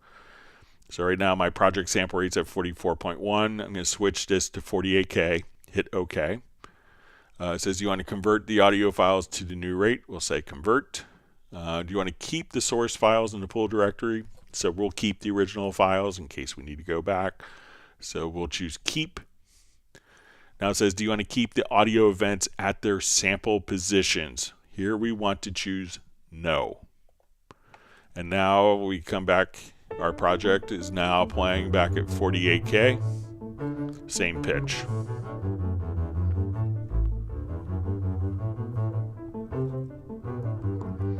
So try going to your project setup, project menu, project setup, or Shift plus S, change the sample rates. You may get a prompt for the third prompt if you have material that's in musical mode to render that. But the last one where it keeps, say yes to everything except keep at sample position, at that point you want to say no. And then your project will be converted to work at 48K. So give that a try, Dennis. Always wonderful to see Sable Winters checking in from Bay Area, California.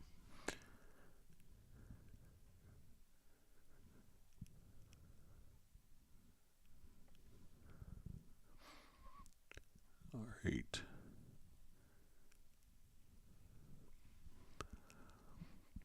All right, so Balsa asks, any experience and tips on programming guitar? I have a jazzy piano progression, and I don't know, can I just paste that MIDI event on guitar to play the same voicings? Is guitar playing different?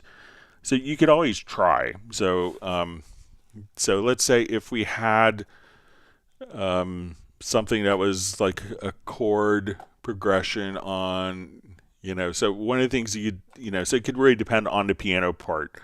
Let me see if I have, think if we,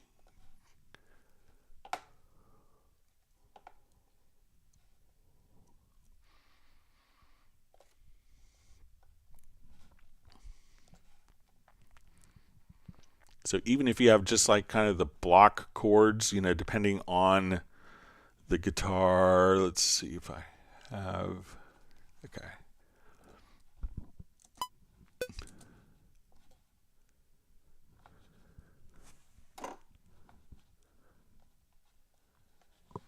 All right, let me just see what.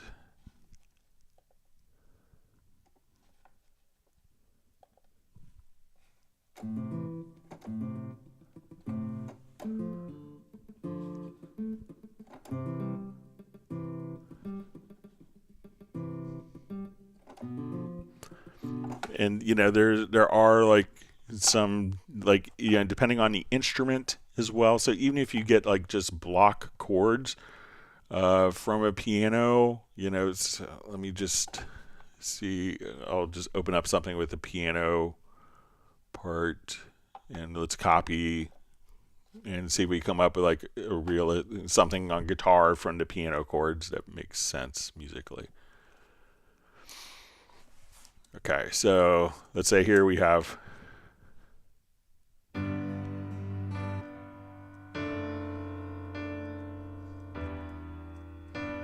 okay, so I want to, let's go ahead and I'll just add an instrument track. We'll do it in Howling Sonic since all Cubase users have access to that. And let's say we want to do like a nylon guitar.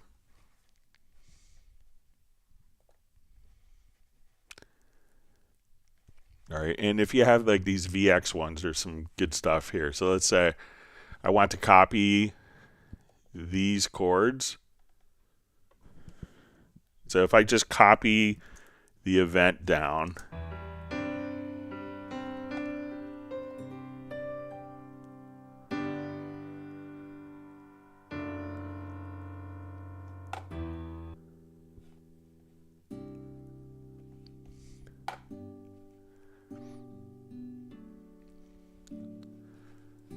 So let's say I want to take those chords,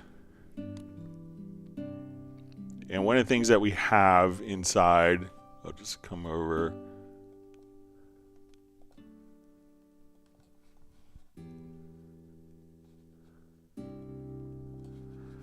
If we come over here to like your MIDI, so let's say we go to edit, let's go to program, and then we have something called, we'll select the program here. Let's go to the flex phraser. So I'm going to activate this.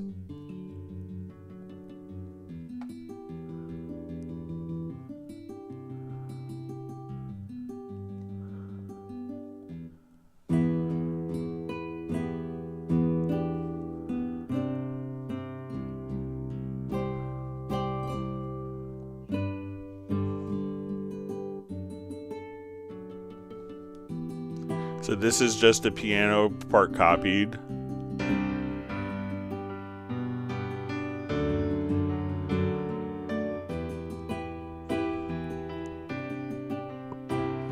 So we could experiment with kind of different guitar voicing. So when using it inside of Howling and Sonic or Howling, these flex phrasers can be like super helpful.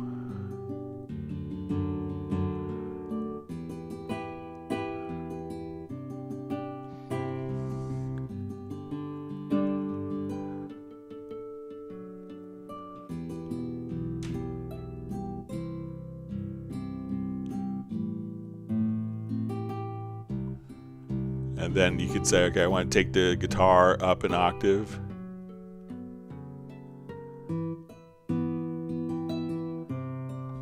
And blend that with the piano.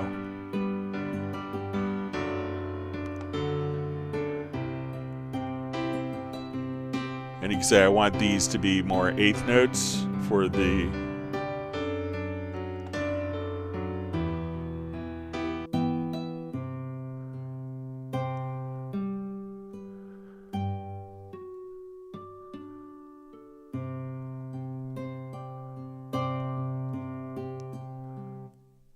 So if you want like more like a jazz, so this way you could take kind of the same exact part, run it through the flex phraser.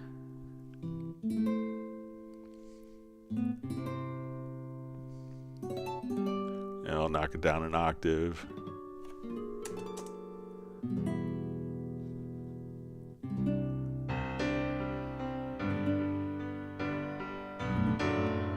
So you could kind of play around.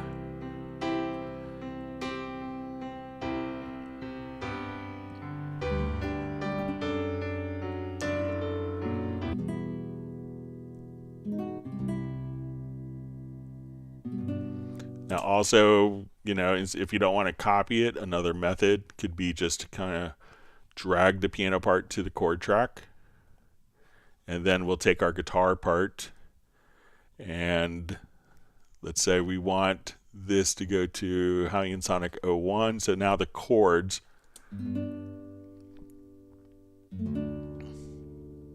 are arpeggiating.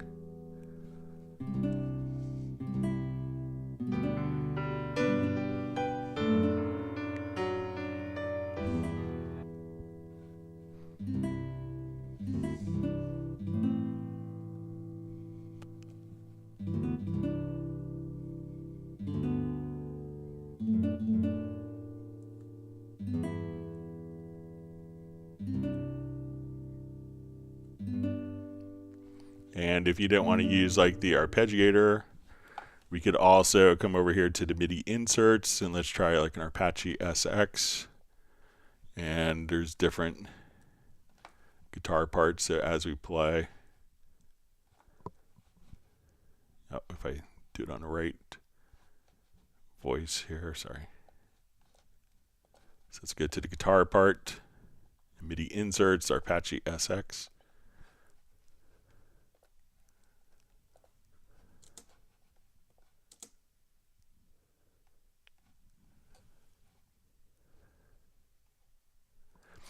So you could experiment some different ways of getting guitar strums without having to be a guitar player. So a couple things to try there. All right. Thanks for all the great questions so far.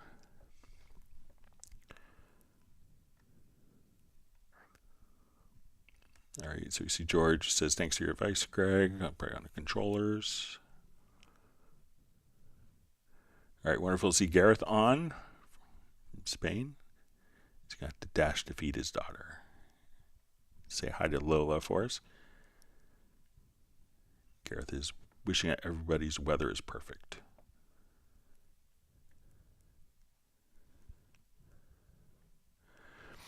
Bondrew just says, what are your best tips in Cubase for people who want to make game music? What do you recommend? I just want to hear your opinion.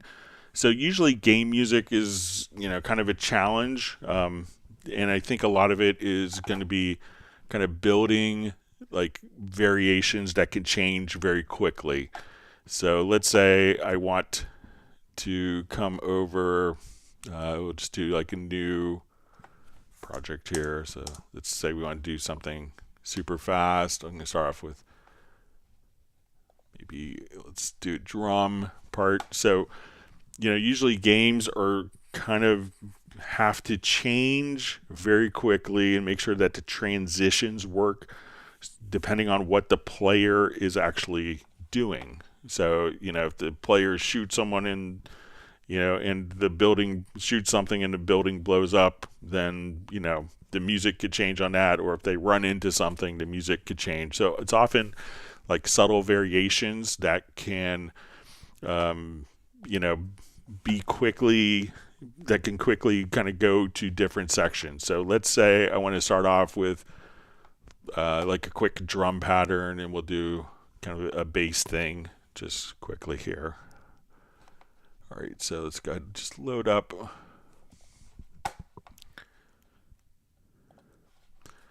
Okay, so I'm going to come here and let's build a quick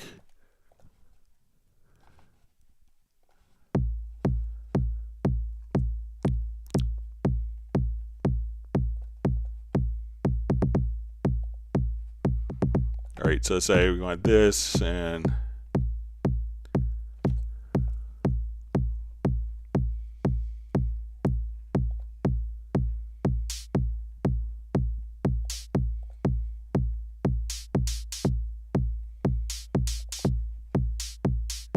all right, so then I want to come over here. Let's build a variation.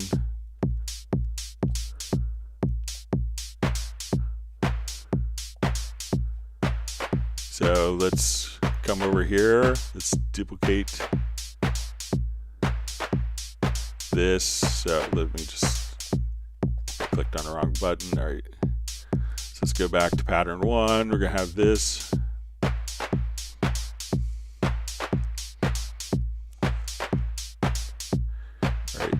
So we're going to duplicate this pattern again. So we want to be able to have quick changes.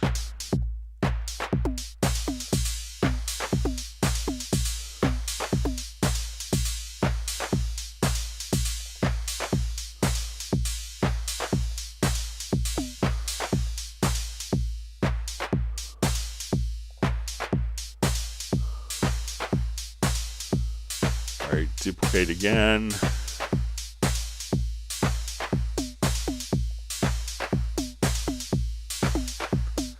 Duplicate.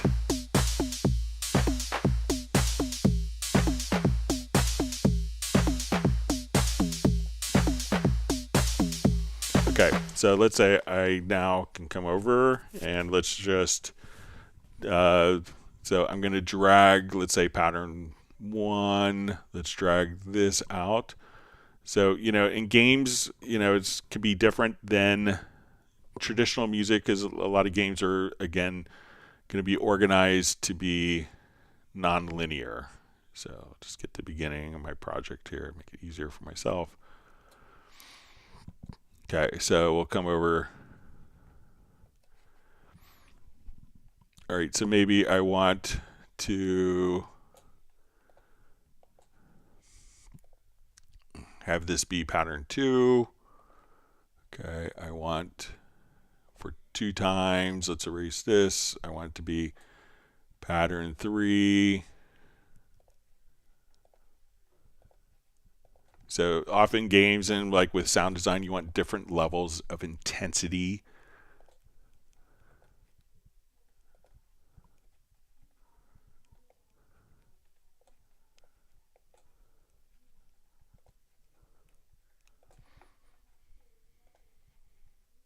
And something that could go from one pattern. So we'll start here, simple pattern.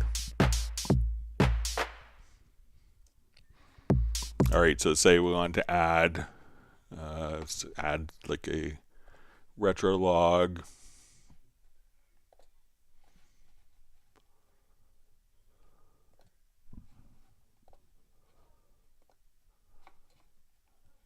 Here, I'll just.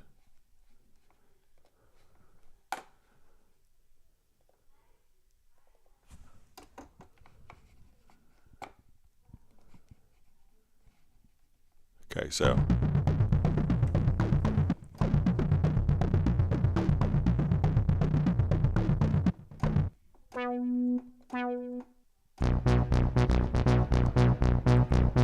All right, so let's say we want to come here. Let's turn off. Let's make like the arpeggio very simple.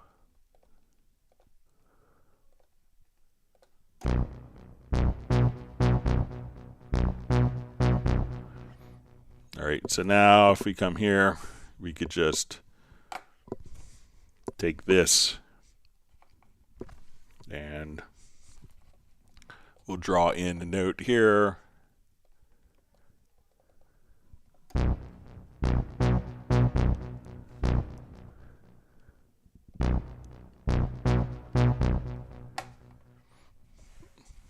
All right, so let's come here and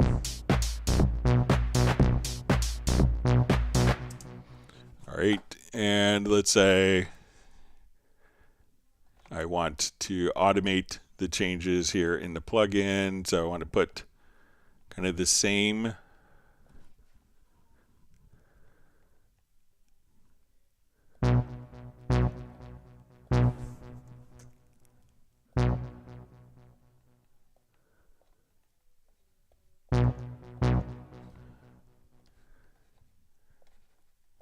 here, let me just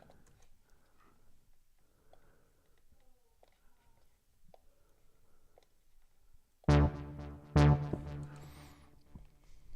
right, and now we want to be able to automate kind of the plugin. Let's see if we could automate the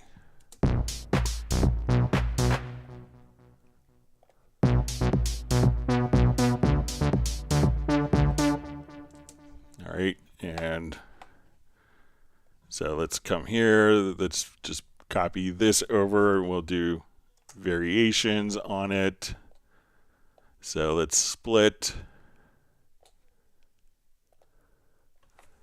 these notes.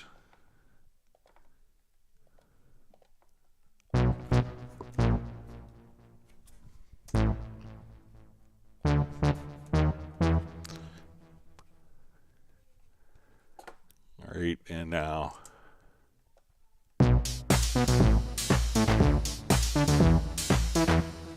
so now as we play this, we could immediately kind of jump from level 1 intensity to level 2 intensity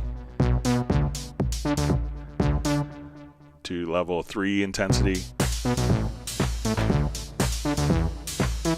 and bring in other different elements. So it always has to be stuff that can immediately kind of transition into other little sections. And if you could do that so that the music can follow as quickly as the game changes within like a beat, that is kind of a great way to kind of create your game music. All right. All right, you see from Tim K, just says, great mini arrangement tutorial, Greg, complete with the arranger track walkthrough. Awesome, helping us even get more creative. So hope it's helpful. Thanks for the kind words.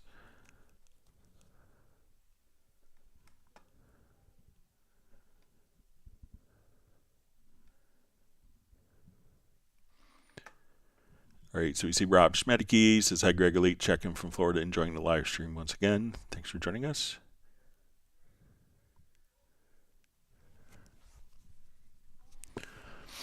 All right. So we see. All right. Sorry, my chat field just jumped.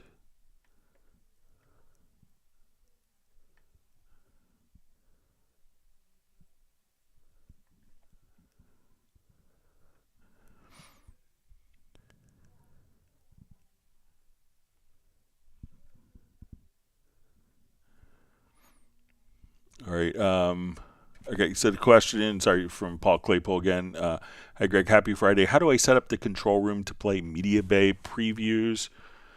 So once we have, the routing set. So let's say if I come over here and I have, go to my audio connections, all you have to do is really add a monitor. So let's say if I turn this off, I'm going to disable, and I have my outputs, say my stereo output set up for my mixers or my audio interface. Now when I go to Media Bay and we go to Audition Sounds, because these aren't really assigned to a track. So it's, think of it like almost like it's an audio track without a destination or a home routing. So we'll almost think of it like kind of a homeless audio file. So this is where we could get into our audio connection. So I'm going to disable this connection here. So I'm going to set it to not connected. And now we're going to add a monitor in the control room. So I have a monitor, my Yamaha HS7. So we'll come right over here and we'll just add the audio routing there. So now when we come over, we can just audition your different audio files right there. So let me know if that works for you.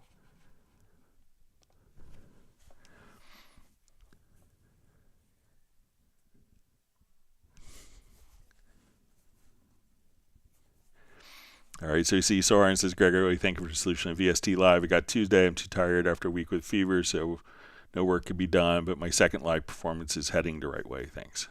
Well, if you get a chance to get some pictures, we'll be having our Zoom meetup 1 week from today.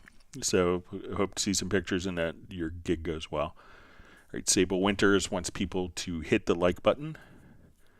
Dennis Curran is saying Woodbury's right, and after our discussions last week, he had 5 guys after the last session. So,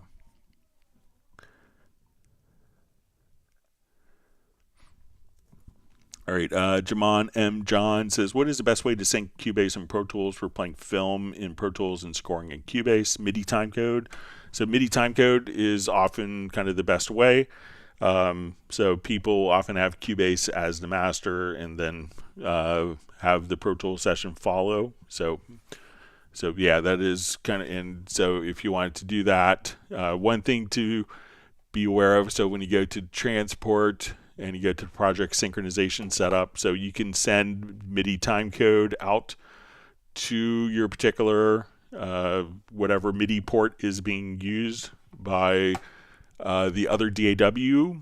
But one thing to be aware of if you start to notice drifts is if you have 2 different audio interfaces, you'd probably want to resolve the clocks. So if you go to your studio menu to studio setup, you want to set the clocking here or in the program that is following the kind of the primary machine, let's say the secondary machine that is in sync. You want to make sure that if you have a digital audio connection, like a BNC word clock or a SPDIF or an ADAT or an ASEBU, but for the audio clocks between 2 different computers to be synchronized, to be able to be synchronized as well.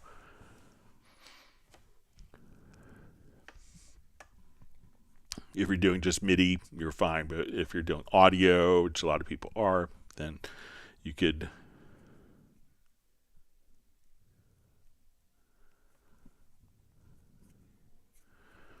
all right, so you see from Dennis Curran, just says I should mention that I was able to change the audio files to 48K, but all the MIDI tracks are no longer on the timeline correctly. And it says, oh, okay, it was the sample positions that caused the problems. Thank you. So, all right. You see a comment from Jazz Dude. Can Steinberg set the sample position after converting default to note? Seems more logical to me. I can see where it makes sense to, I think 98% of the time people would choose no.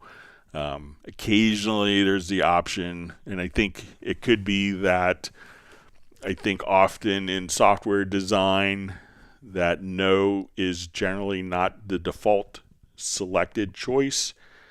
I'm not sure if it's like a positive software user interface concept or not, or if, if yes is the yes, do the action is default, and no, don't do the action is the, is the non-default setting. But I'll bring that to their attention, see if it could be changed. All right, wonderful to see Home Studio World checking in from Jordan. Great to see you on. Hope you're well.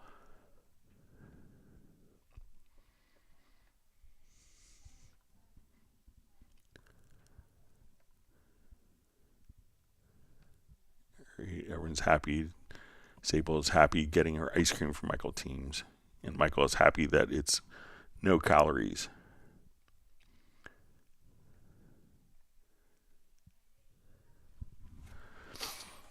So we see Bratman Studio says, hey Greg, Rick here, enjoying the stream. Did I hear you say Paul McCartney uses Cubase at, let me clear my throat, at your last Tuesday stream? So yeah, Paul's been a long time Cubase user. So I think he originally got started with Cubase when he did for EMI's 100th anniversary.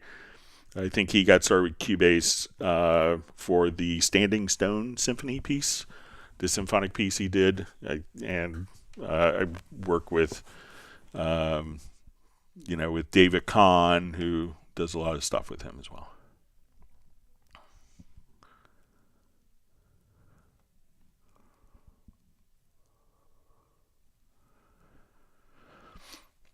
All right, so Tor, Oyel, Bidnik, Vitney, I'm sure I said that wrong. It says, I recorded a guitar riff I can't figure out how to play by ear and forgot it. Is there a way to dissect a riff, something to make it easier to hear? It's kind of a chord.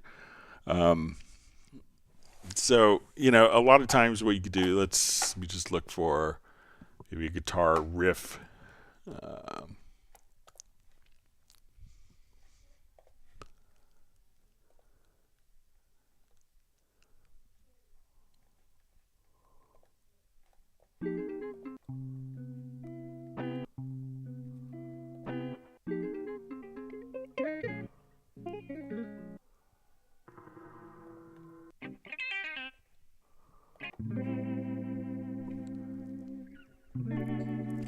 So there's nothing like directly. I mean, we could often do some stuff in spectral layers. So let's say if we come over, you could go to spectral layers, and with your Cubase license, you have a license of spectral layers Go. So when we want to actually kind of look at a particular file, sometimes we could isolate, particular frequencies using spectral layers. So if we wanted to kind of, listen to different frequency ranges, so if we just kind of say, okay, I want to,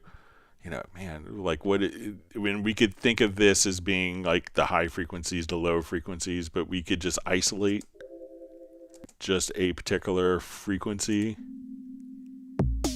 and just kind of hear what is going on. And if you have, more melodic material, you may kind of see kind of the pattern, but you could kind of do that. If it is kind of chord based, we could, so let's say if I want to come to this and let's say I take spectral layers off, we could select the event, and if you get a project menu to chord track, you say create chord events, and this could give you an idea of what chords are actually being utilized from the guitar event. So you could give that a try as well. Maybe that will give you clues to what notes are being utilized.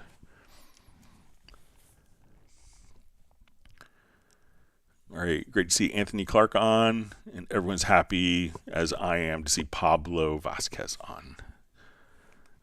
I see CNN is doing a special on the food in Galicia, Spain, I think, next week. So I was thinking of you, Pablo.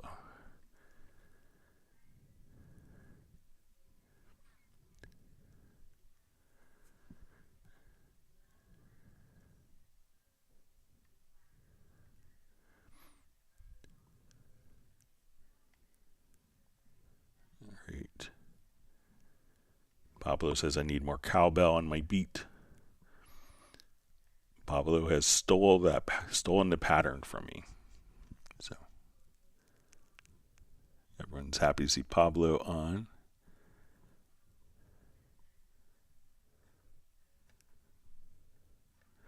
All right, home studio world. Thanks, Greg. Why is Cubase changing the volume of the contact library even though there's no automation? So it could be, so there's automation that we see. So let's say if we come over here, we may see track automation. But one of the things to check is, let's say if I come in here, there could be like MIDI information. So let's say if you go to modulation, these things could also be adjusting volume. So let's say, okay, I have my main volume. So I have these things. So I look at my velocity. Let's say I don't see any like traditional automation. What I would do is see if there's any MIDI messages that are kind of interacting with the particular instrument. And I would go to your MIDI menu, and a good way to kind of see this is to choose to open the list editor. So not only will this show you notes, but it will show you all of the controllers and all of the MIDI information that's in that particular track. So many of the instruments will respond dynamically to MIDI CC1, CC11, CC7. So even though I look at this event and I say, oh, it's just one note, when we go look at it in the list editor will kind of expose every single MIDI message that's in there. So make sure that you don't have any MIDI messages that you weren't expecting as MIDI CC messages. So look at that, and I bet you'll find some CC messages in there that are affecting the dynamics.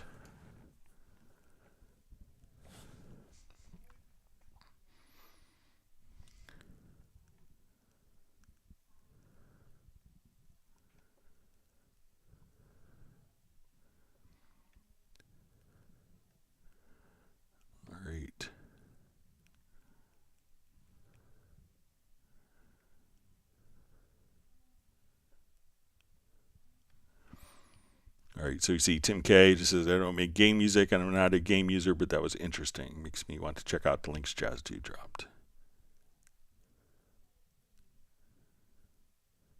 Yeah, check out, I'm trying to think, one of the guys I help, and his name is escaping me now, but yeah, I mean, there's a lot of game composers use Cubase.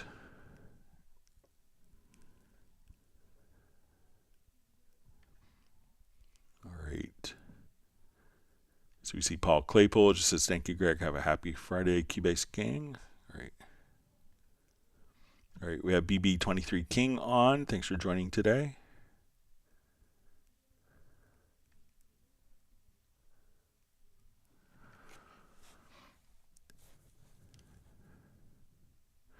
Okay, so we just see from BB23 King says how to play from any part in the recording and how to zoom in and zoom out.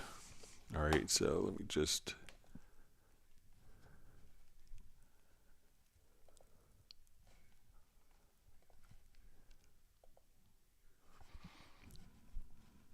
All right.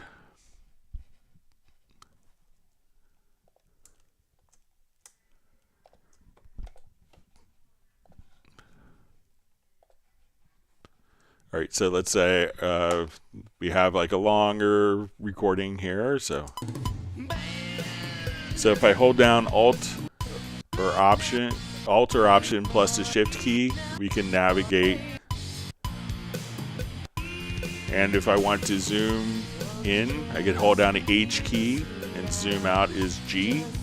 So right in the center of your keyboard basically, and then Shift, G, and H will zoom. So other zoom methods, as we discussed a little earlier, we could just grab from the top in the timeline and drop zoom. You could go to bottom here and zoom as well. So if you want to do that, you could use the mouse scroll wheel. So if you hold down the Control or Command key, we could zoom horizontally. Shift key, we could now zoom vertically. So I can navigate up and down using just the mouse scroll wheel. So if we want to zoom vertically, Command or Control plus Shift, Control or Command will just allow you to zoom horizontally. So we could just do it kind of lots of creative zooming methods, and also just a zoom tool. So if you want to just zoom vertically, do that. Or if you hold down Control, we could zoom vertically and horizontally simultaneously. Double click and you're right back to where you were.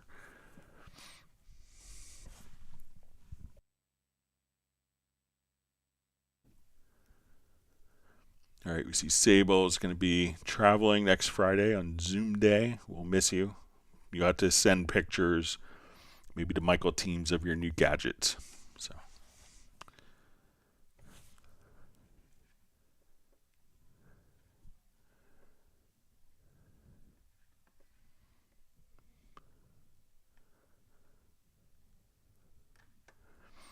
All right, so we see Neil Conway is going back to homestead work.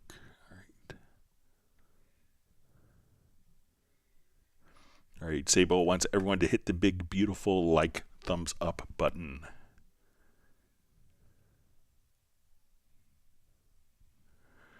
All right, Quadius Madness says, regarding Tor's question, could you convert the audio to MIDI to see the notes played? So the audio to MIDI is great at doing like single notes, but he mentioned that's chords. So often the intention of the audio to MIDI transcription is intended for monophonic sources, but when he said chords, it may not be the best it's not designed to work with polyphonic material.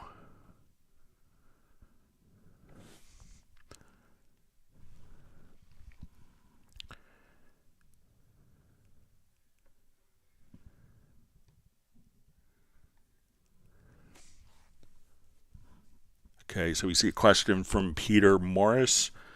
Says, hi, I've noticed that if I render all the tracks to audio, then decide to add another instrument after and record the new track, it only plays on the left channel. Okay. And it says using Cubase 14. All right. Okay.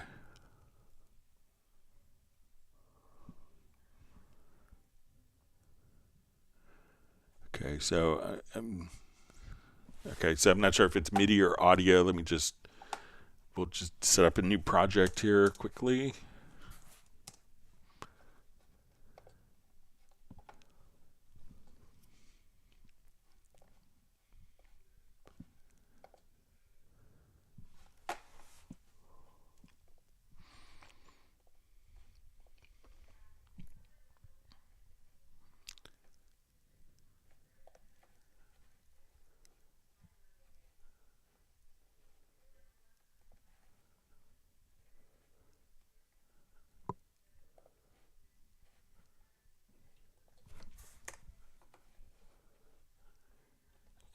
So let me just.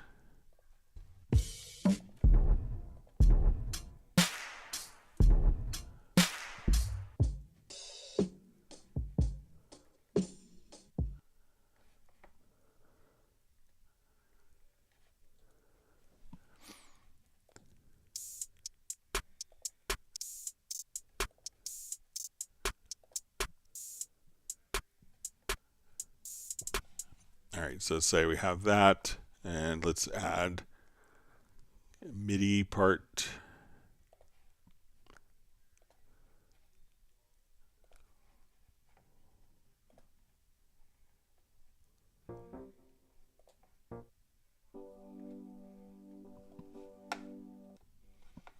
Okay, so we have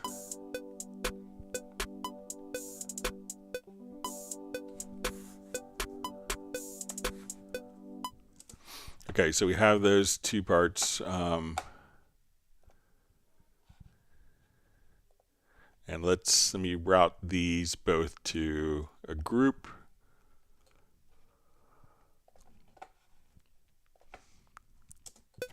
Okay, so let's say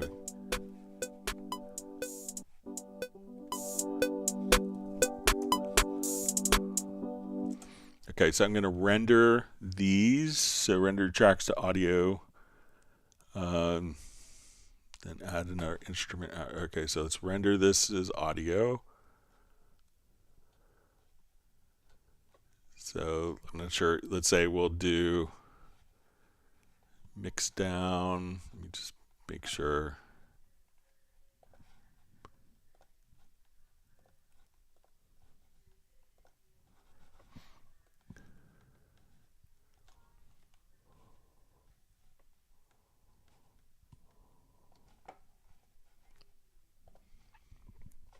Okay, so now we have all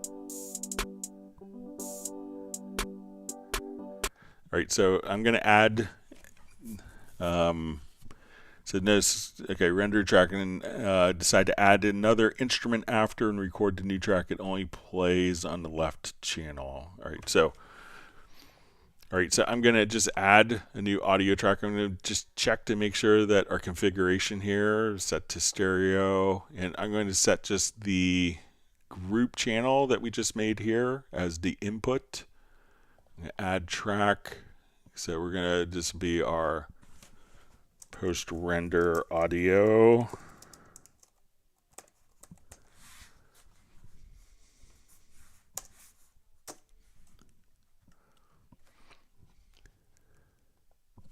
And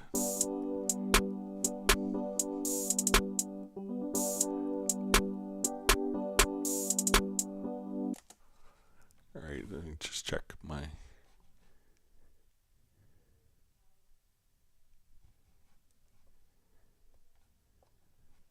let's check my routing here real quick. All right, so this is all right. So now, okay, I want to send this to the group.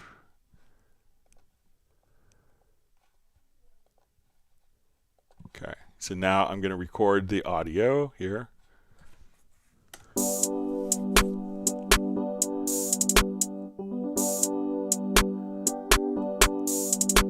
All right, so let me just make sure that this is a stereo track. All right, I'm going to check, just make sure we're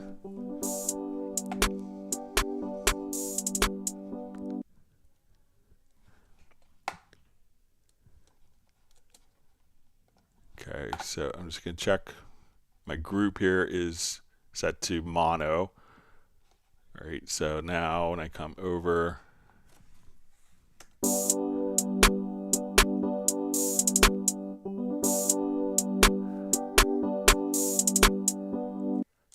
so that's recorded in stereo. So I made a mistake of putting the group in mono here instead of stereo, and that's why mine came up as stereo. But just check the routing to make sure that, like, when you're adding the audio track or its input, isn't just that the input isn't set to like just the left or right channel, that you have the stereo in.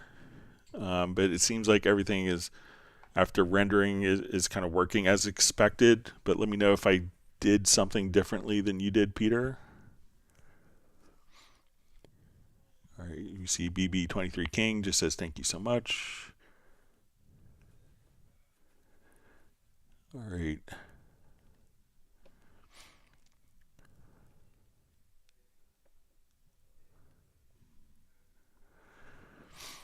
All right, Paul Claypool asks, is there any way to create exponential rhythms, sometimes called bouncing ball patterns, with MIDI besides drawing in the notes manually?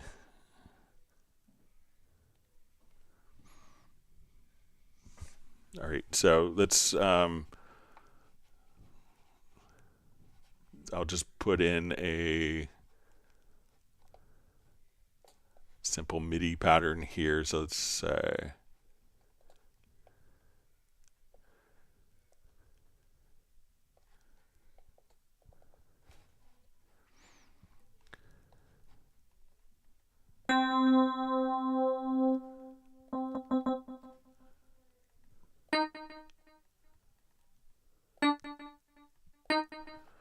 all right, so there is a MIDI plugin. So let's say I want to come to this particular track, and it's called MIDI Echo.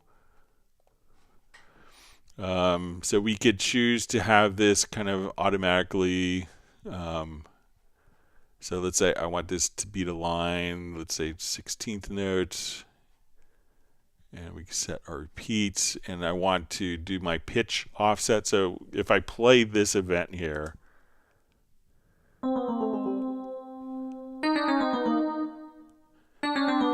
but I'll set my pitch offset to 0. So now,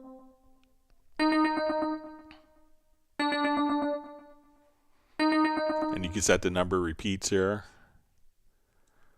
So let's go ahead and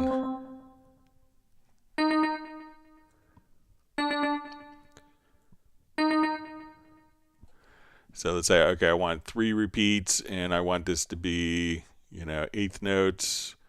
So let me just come here, and we'll just, and we could adjust the velocity. Now, if we want to adjust the parameters of this, we could go to, let's say, our quick controls. And then I think we could click on the Learn button. And now we could adjust. So let's say we go to parameter 2, and I want to adjust that parameter. So here we could now set these up so that we could control these particular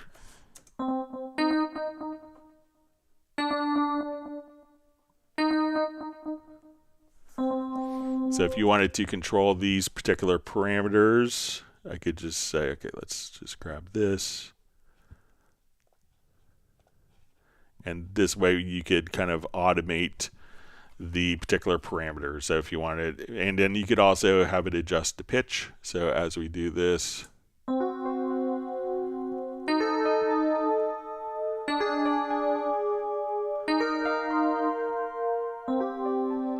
and say, so you could do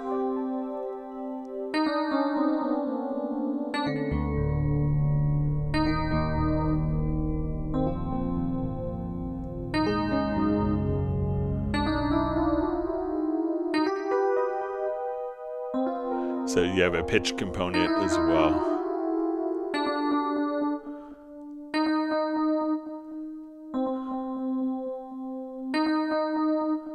So say you want 16th note delay. And again, you could experiment with doing, I want to do dotted 16th note delays or dotted 8th delay.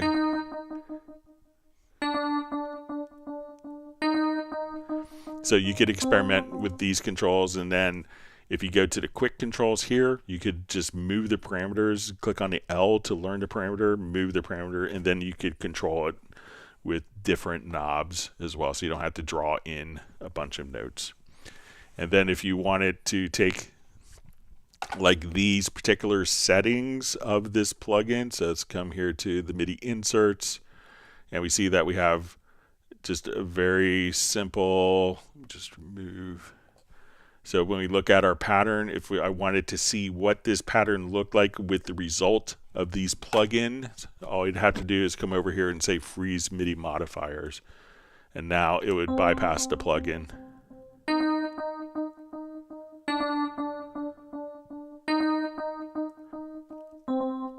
So you could have it play through the plugin and be processed in real time, or basically render that MIDI plugin as the result of that MIDI plugin into the MIDI event itself.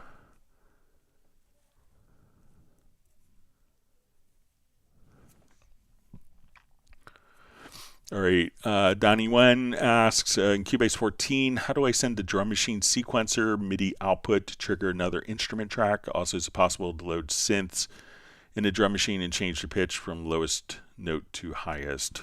So, the drum machine itself is just like the sound module that's generating sound. Now, the pattern editor, while it's often used with the drum machine, is not exclusively linked to it. So if I wanted to come over, let's add a instrument track. So I want this to be a Groove Agent SE, and instead of the event type, instead of MIDI part, which it usually is by default, I'm going to choose a pattern event. So now I'll load up a quick kit. Let's come over.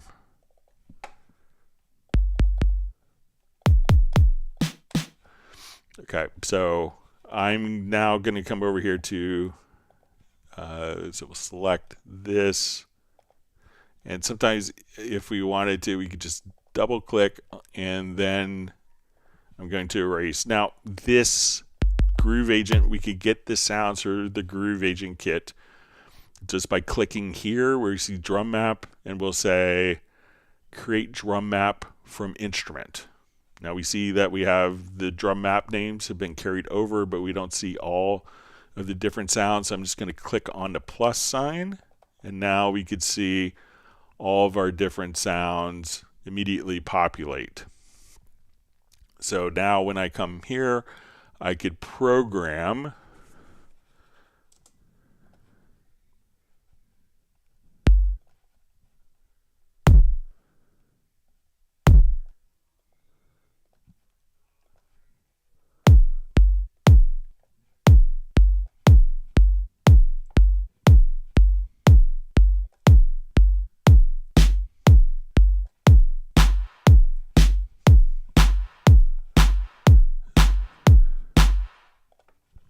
so now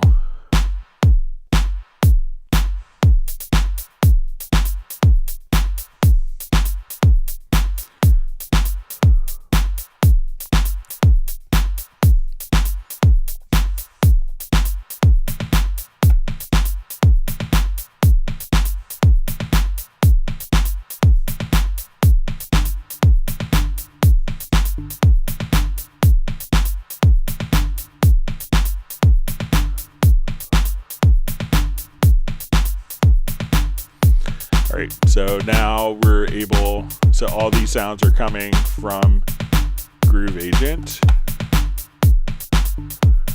but we're utilizing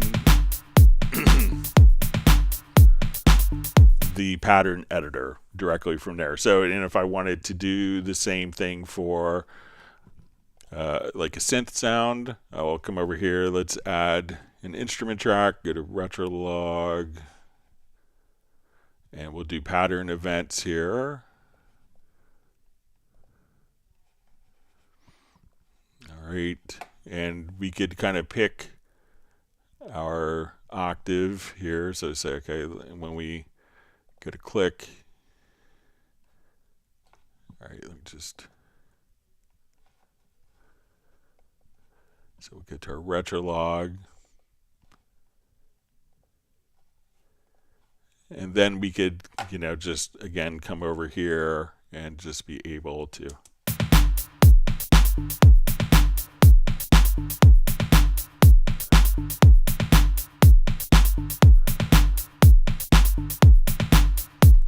And we could just be able to program for other instruments just as easily as we can for dealing with Groove Agent stuff as well. So it's not necessarily the drum machine that's generating the patterns, but the pattern editor can be utilized with the drum machine as well, with any virtual instrument.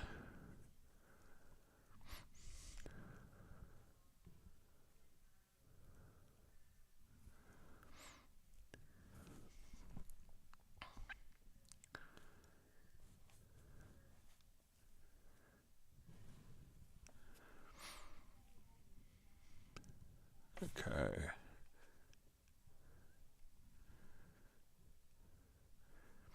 All right, so Gareth is back. All right, and we see Pablo is very happy to see Gareth back on.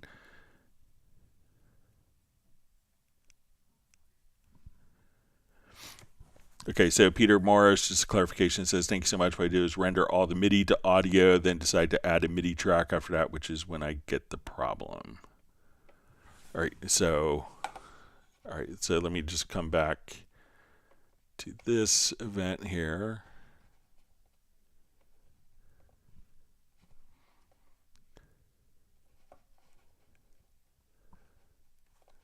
Okay, so we'll have this audio. So we'll have this MIDI. And let me come.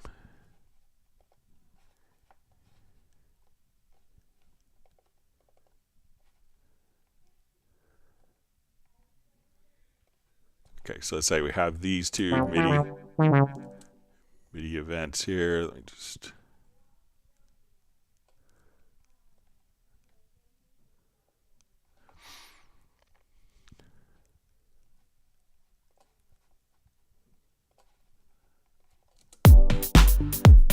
All right, so we have these MIDIs. I'm going to render this to audio. So we're going to export. So we'll do a render in place. We'll mix it down to one file. So we see that. All right, so now I'm going to add a new instrument. So we listen. All right, so when I go to add an instrument track, let's just do something different. We'll do a pad shop. All right, so it could check to make sure that the audio outputs here aren't just set to like the left or right channel, or if it's being routed to a group. So if I come here and I go to my stereo out, we'll just open up a quick pad shop preset here. Here, I'll just.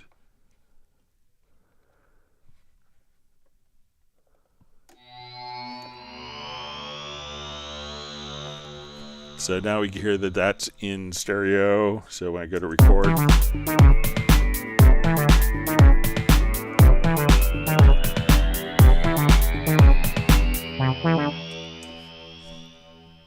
So, but, make sure again for some, like, usually it's going to be a stereo out, but if I come here and we had a pad shop and this is set to like the left output only,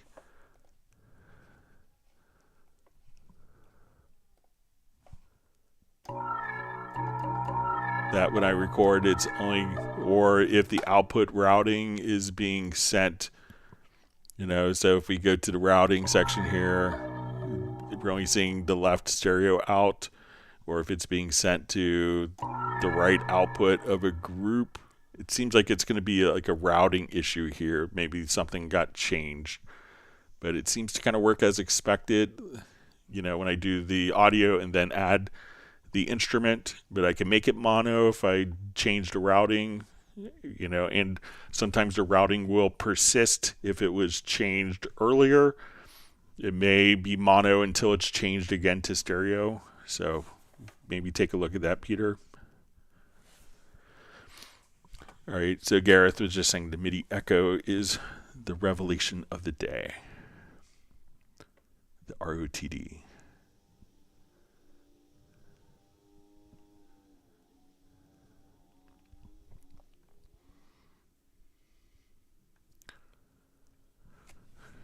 All right, so we just see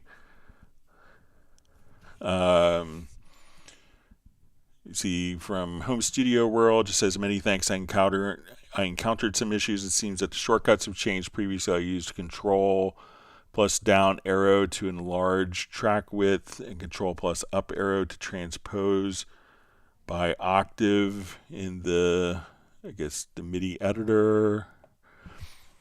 So usually, if I'm in the MIDI editor here, let me just zoom this out. One of the default shortcuts for a long time in the MIDI editor has been like if you want to adjust the octaves, we can just use the shift plus the up arrow keys here. So let me just make this easier to see. All right, so I have these two notes selected. Just make sure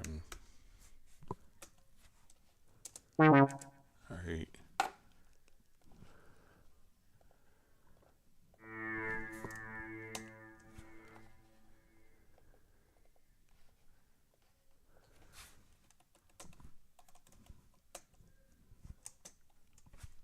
It seems like my normal keyboard shortcuts, but it's usually shift plus arrow. So usually arrow up. I'll just try a new project here. Sorry about that. Here, I'll just switch.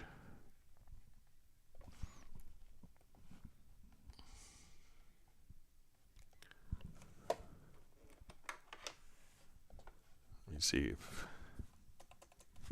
let's try a different project here real quick. Usually like shift plus arrow up is up an octave in the MIDI editor.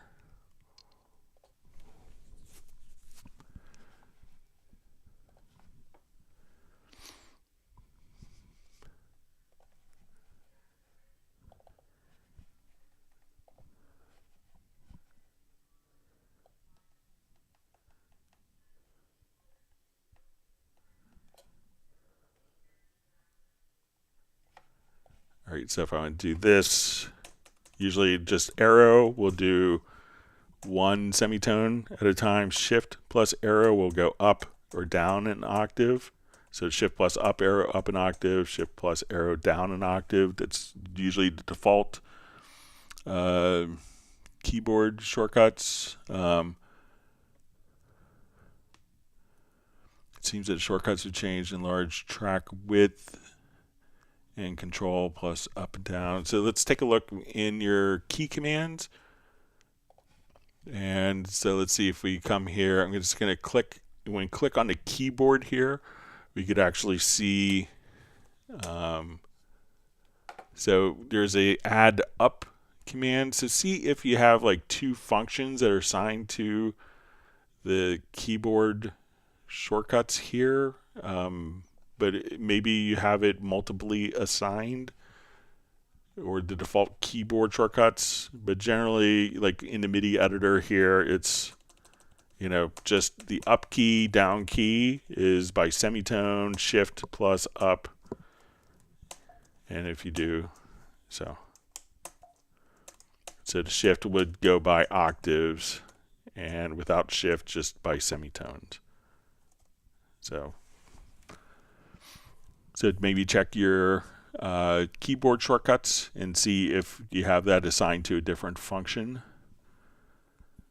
All right, so Garrett says, Greg, you scored a double special today. According to Dennis, I'm a genius. So my wife probably wouldn't agree. Anyway, I'm just an idiot savant for Cubase stuff.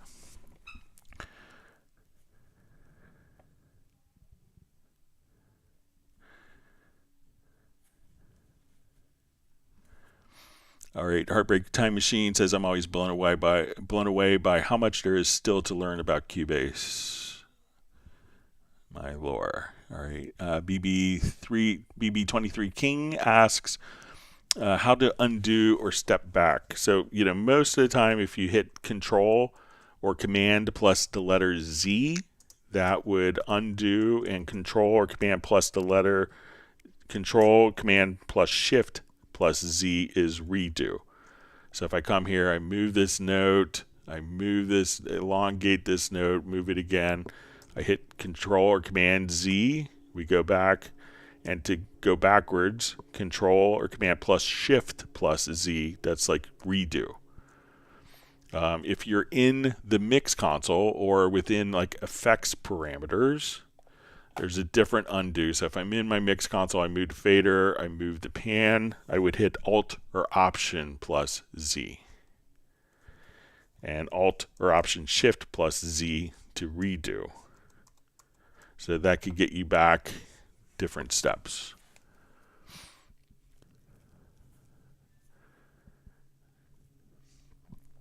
All right, Jazz Dude says combine the ARP with the MIDI echo. All right, so let's give it a shot.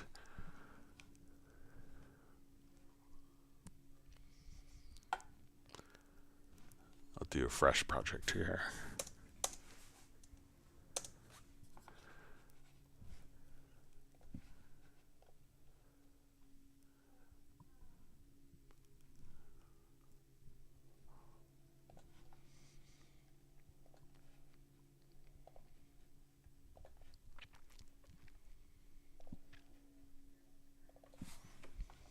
All right, so I just want to come over.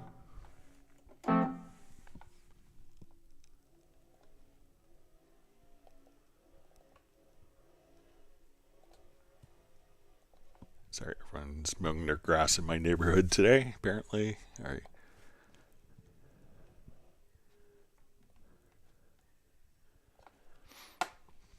All right, so let's come over here. Let's just put in.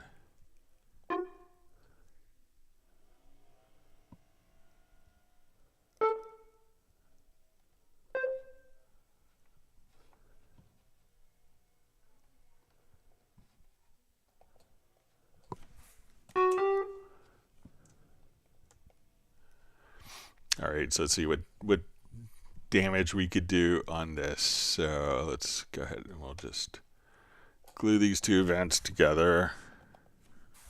All right, so let's listen to it. All right, so let's try a MIDI echo.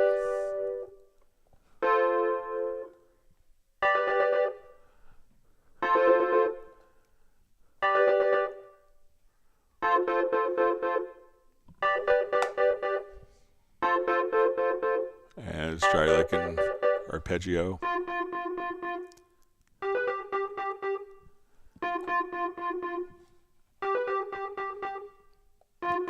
Let me try putting the. See what happens if I put the.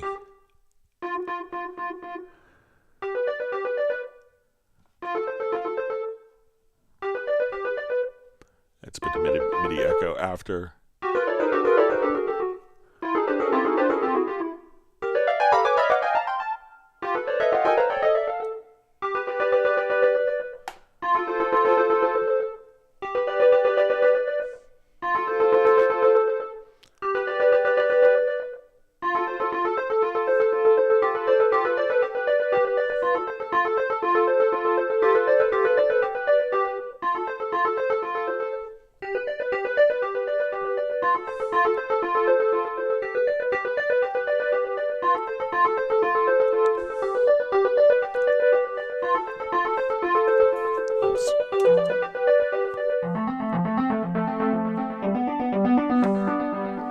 So all sorts of fun stuff that you could do, and 6 hours later, you'll have a cool track. Good idea, Jazz Dude.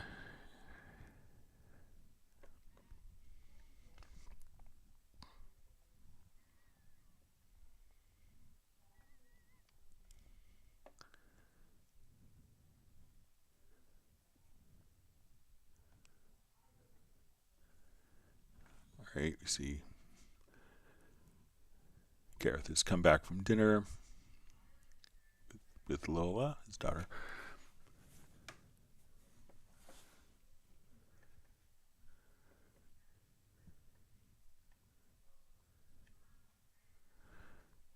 All right, and Jazz Dude shared his link to his arpeggiator plus MIDI echo template.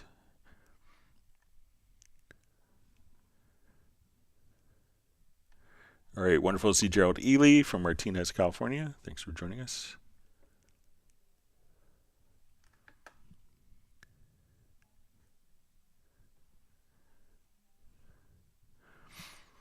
All right, Quideus Madness just says, I'm always astounded at the raw power of Cubase. I love this program. All right.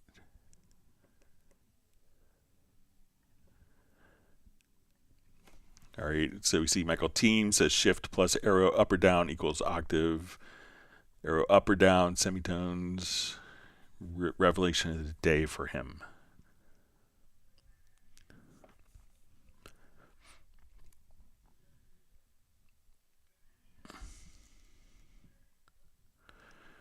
All right, so we see Michael Lau says, is there a way to disable the time stretch when selecting the object selector, pressing 1?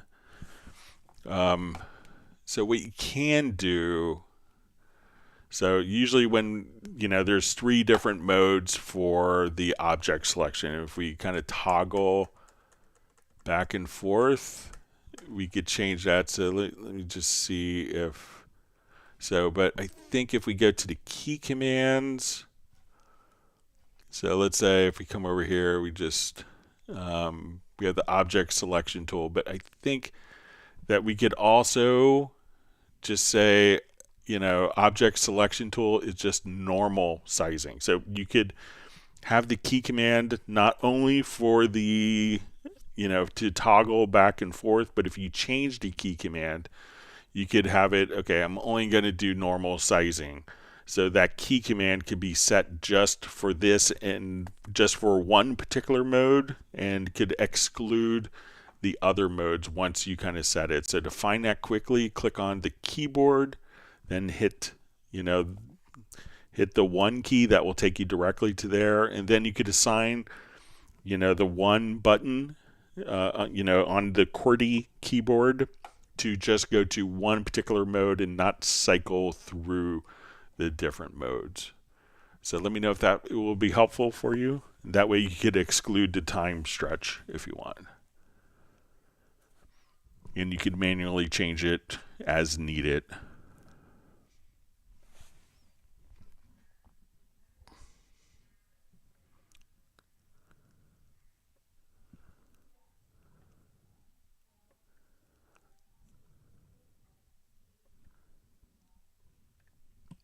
So Gerald Ely just mentioned, he says he's very familiar with the undo command and undo history.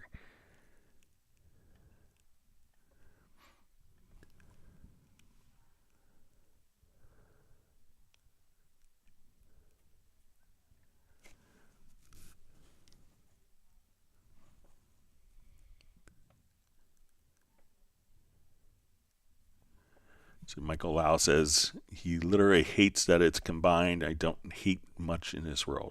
Laughing out loud. Gareth is saying Greg is trying to make sure we can't sleep tonight. So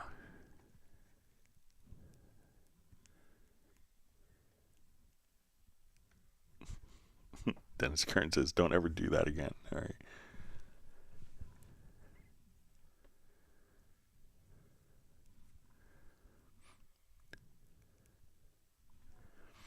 The Heartbreak Time Machine says the MIDI ARP thing sounds like an ice cream truck stuck in urban space. Yeah, it's amazing. We still have like old school like ice cream trucks come by our neighborhood. And my son had never seen an ice cream truck a couple of years ago, never once in his life. But as soon as the song was playing, he just knew instinctively it was an ice cream truck. So it's very interesting. He's like, Dad, we had to get ice cream. I was like, how do you know it's ice cream? He's like, what other sound could it be?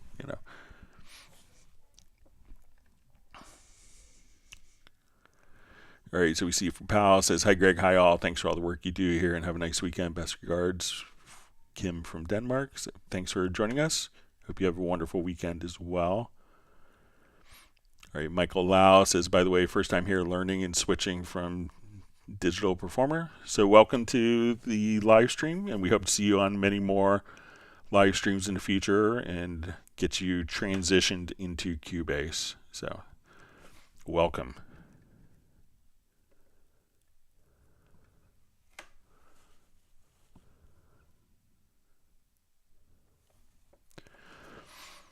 Okay, Donnie asks, in the detached key editor in Cubase 14, a check mark shows all lanes in a track, and a square box only shows the active lane, but only by double-clicking the part above the key editor. Is there a quicker way? All right, so let me just open up project here.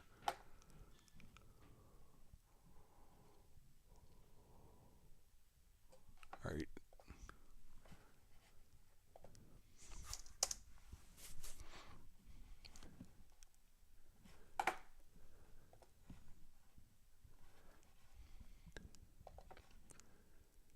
Okay, so let me just open up like a flute part here. Let's get to standalone. All right, so so check mark shows that all lanes in a track, and the square shows only the active lane, but only by double clicking the part above the key editor. Is there a quicker way? All right, so let's say I'm looking at so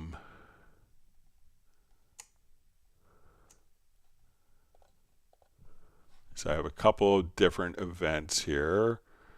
We'll zoom so we can see that now. So I think when we click on the flute here, we could just, so when we, so let's say we have, so if we so let's say if we come here to the horn part, so now once we checked on the flute, all of the parts are now, you know, visible and active to edit. So let's say if we're playing this,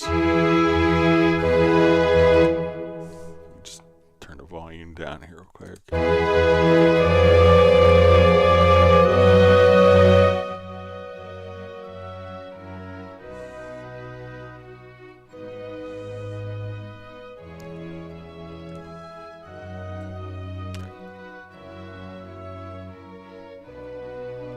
And I think that there is a preference here that might help, like as you're playing. So say we go to editing, and this could be kind of interesting preference that might help. Auto select events under cursor. So let's say we apply that. So let's say we're playing along here.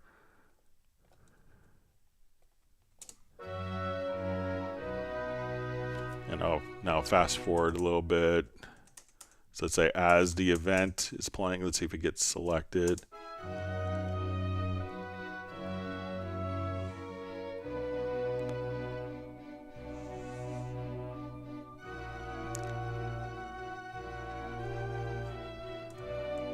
So that way, if with that preference, as soon as the event is over, you could just, so as it plays, then that event becomes activated. And then you're kind of free to edit it. So again, that preference. So let's see if that helps. Come over here to editing, to auto select events under cursor. It's often used for control surfaces, so that as you kind of move the playhead position, that you could select events for editing. But I think it could also work there in a key editor.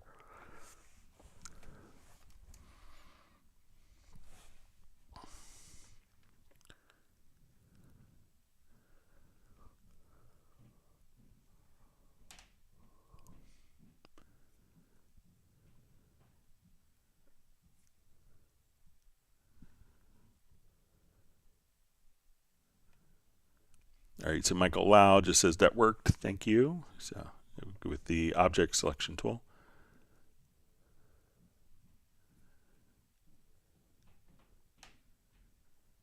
Right, see Pablo's back.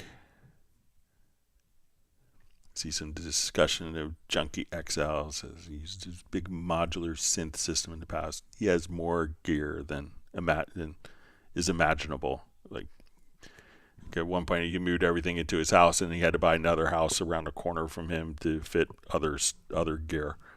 So Pablo is back with a coffee. It's not the right thing to say. All right. Okay, so let's go to some questions that were mailed in advance. All right, how to question mailed in. First one, how to easily align background vocals with tools included with Cubase. Okay. So you see lots of ads for third-party tools that seem to do the same thing Cubase does with this. So there is an audio alignment function in Cubase.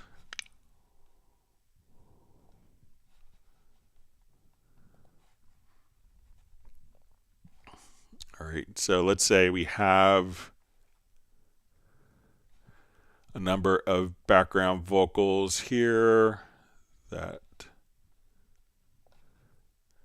are out of time rhythmically. So as we go to listen to it, Somos iguales.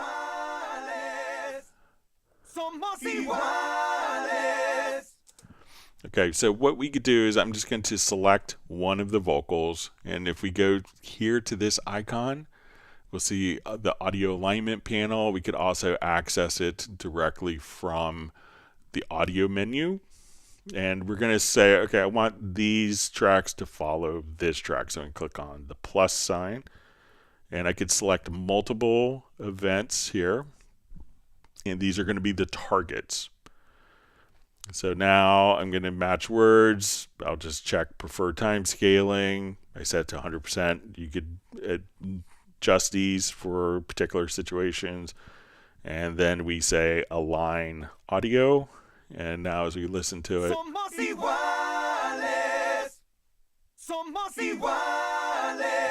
so if we undo,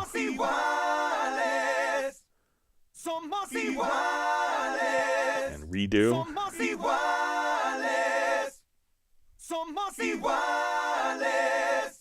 so you don't necessarily need third-party tools to do that, and you can do it with guitar parts as well, not limited to background vocals. Okay. Next question. Let me open up project here. Why are my MIDI note names not showing the correct pitch and octave anymore? Yes, I ran into this recently for the first time. So let's say we have our MIDI notes. So at a certain vertical size, we could see the note names. They'll disappear when it gets small, but as the vertical size increases where it's legible, then the MIDI note names will appear, and we see the MIDI note names appear here. Now, if those look different, there is a preference. So if you go to the settings, I think it's going to be under event display, chords and pitches. So it could be that you have it, and I think this is like a German method. So check to make sure that like this is set to MIDI.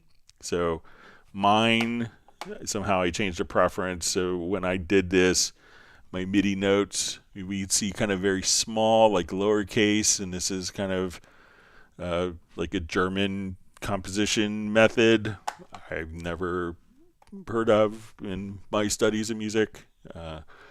But so if they look different, like why can't I really see, why is it kind of lowercase?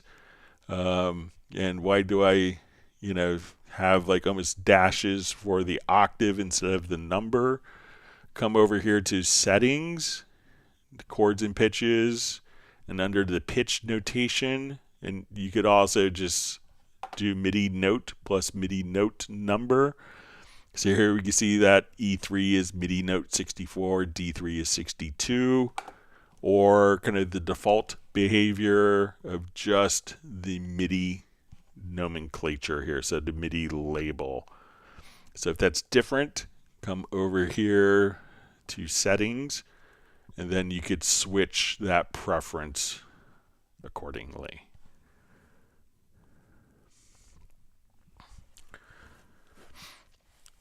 All right, next question. In Cubase 12, I had a shortcut for Logical Editor, which made all selected MIDI notes to value 100. After upgrading Cubase 14, it doesn't work anymore. I don't get it. Why Steinberg keeps creating problems with new updates, and how to program Logical Editor to change the MIDI velocity values to 100. So I think it's the same functionality since maybe Cubase Atari. So let's say we have lots of variations in our velocity, and we want these notes here to all have a velocity of 100. So I'm going to go to my MIDI Logical Editor. Let's go to our setup, and we'll just do it from scratch. So I want to choose to transform MIDI notes, and we're going to say, and how do we want to transform these MIDI notes? Is we want to adjust their velocity, and we're going to set it to fixed value, and we'll choose 100. So now we see our velocities are varying here, and when I hit apply, all the velocities now are fixed to 100. So if we wanted to save this as a preset,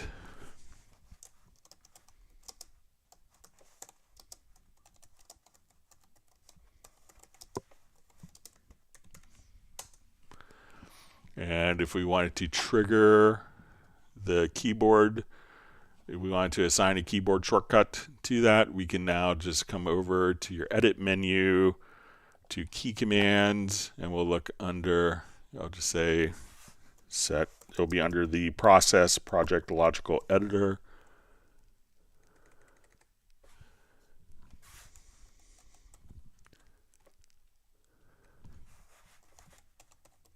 So once we've saved a preset, I think there's even a preset that's done already. So let's see what I called the preset here. Okay.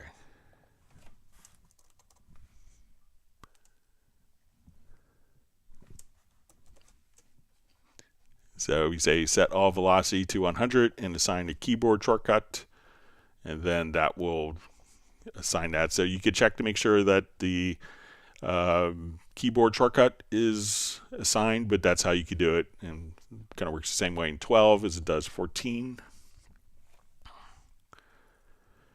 All right, next question mailed in. I always used to move audio to other tracks by holding down the Shift and Control buttons, lock it in place while moving it. The shortcut no longer works after the latest Cubase 14 Pro updates. I'm assuming that function has another button combo now. So it's actually the keyboard shortcut to do that. Now you have we'll call it a kind of a constrained direction preset. So it's never utilized the Shift key. So now when we do Control and Shift, we could just simply adjust the clip gain directly here. So depending on the direction of first movement, so if I move it vertically, now when I hit Control, so let's say, here, if I move it vertically and I hit Control, it will automatically lock it into place. So now I can't move it in place. I let go of the Control or Command key. But now when I come over here, it's going to be locked in place. So it was never Control Shift. It might have been that Control or Command plus Shift may have worked because the Shift key, the Control plus Shift key didn't have a function. So just use the Control or Command key. So if I come over here and move it horizontally, hold down my Control key, now I can't move it to a different track. So the Control and Shift key were never the correct combination. Just the Control or Command, the Control Command plus Shift key was never the function. It was just a Control or Command key, and the Shift key may not have had a function, but a function was added to the Shift key so that we could easily control the clip gain volume there. So just use the Control or Command key, and I think you'll be all set up.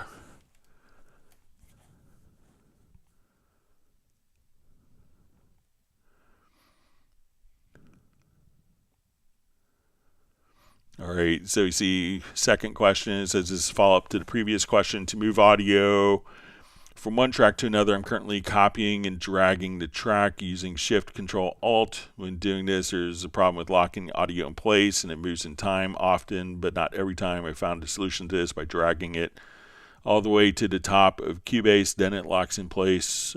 Still annoying, and if you could replicate this, it's a bug and should be fixed. Yeah, so I think it's just the Control or Command key by itself. Okay, next question. I recently wanted to copy a send effect to a bunch of tracks, so I right-clicked and copied the send. Then I could just hover over an empty send slot on the next track and paste it. Awesome. What's not as awesome, though, is this only works one time. The send effect copy should remain so you can continue to hover over empty selected tracks and paste them in there. Instead, you have to keep copying the send effect over and over again to paste it to several send slots. Okay, so let's take a look. So let's say if I have, I'll just revert this.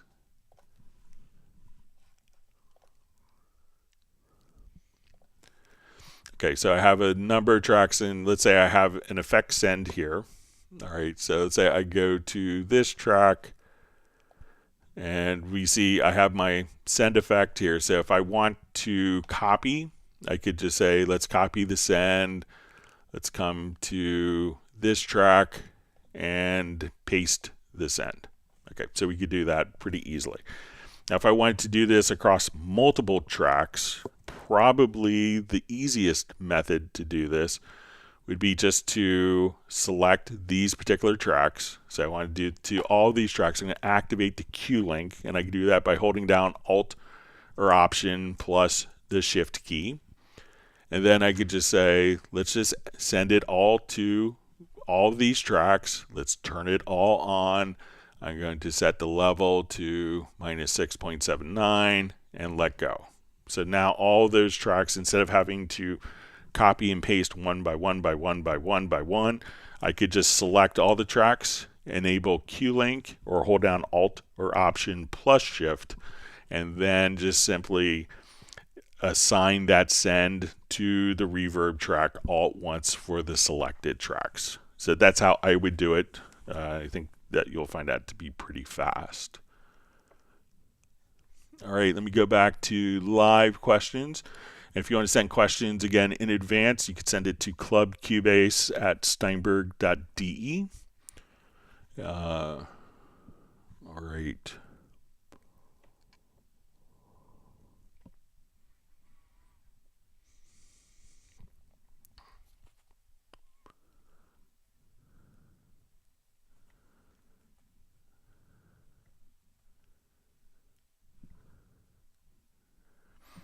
All right, so we see Quadeus just says the only gear that he has is a UR22, a V Mini keyboard, and a couple guitars, and a mic of some kind.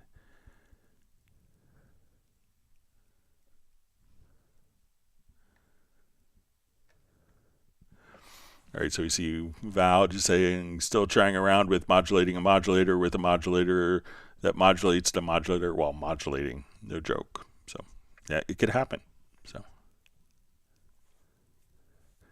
Pablo just says, as always, I forgot all my questions. So, you have to just write them down. Keep a little pad handy in your studio so that you could just kind of make quick notes.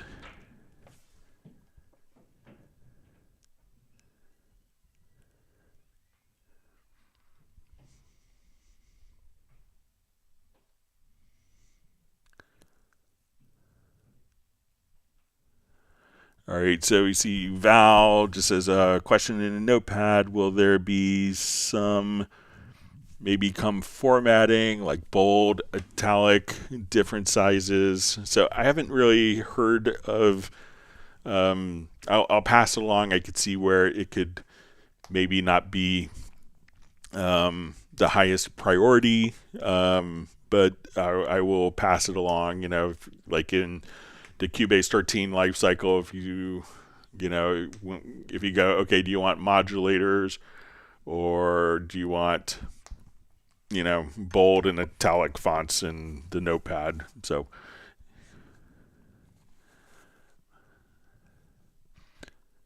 But I will make sure to mention it regardless. All right, so we see Jazz Dude says Helmholtz was a famous physicist, standing waves and two pipe sounds. Okay, thanks for sharing your knowledge in that.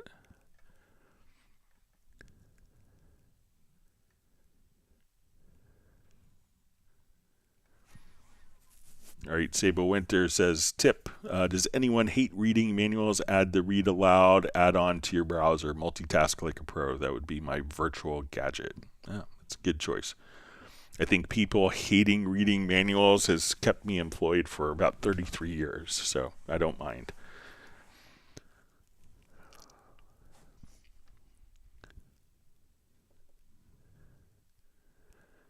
We see John Costigan also sharing his knowledge that Helmholtz is best known for inventing the modern radiator. Interesting. I'll have to do some research on it.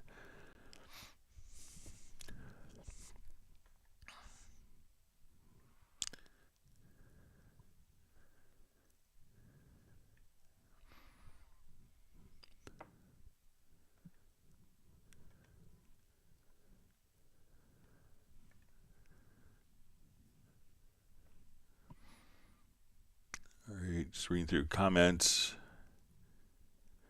All right, so Michael Teams is happy there will be a Zoom next Friday. Michael Teams says he has a legal pad. That's good.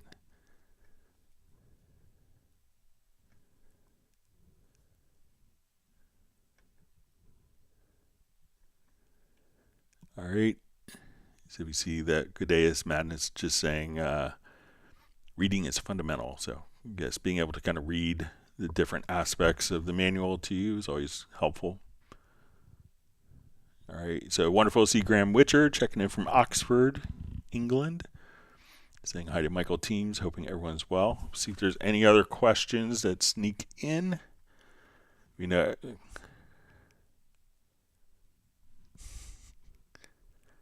John Costigan's commenting that Michael Teams uses his legal pad for all sorts of illegal stuff. So, just like a true attorney. All right. All right, we'll see if there's more questions that sneak in.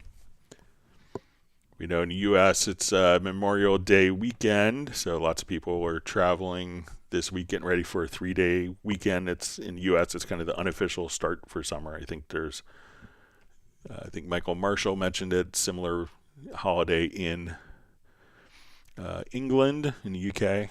So see, good day. It just says, as always, this has been fun. I learned a lot. Thank you so much for all the sundry. Enjoyed the 3-day weekend, and see you Tuesday. All right. See Michael Teams, give him Graham Witcher, 1 gallon of Texas Select Peach. See Y42, Val just says he learned a lot. Thanks again. So you're always welcome. Just always happy to be able to share knowledge so that people can have fun making music. So, and use all these wonderful tools. You know, for all these great things that Cubase does, there's someone, you know, had to think and, you know, intentionally design it to do that just for all these particular workflows and people working in so many different genres of music. So,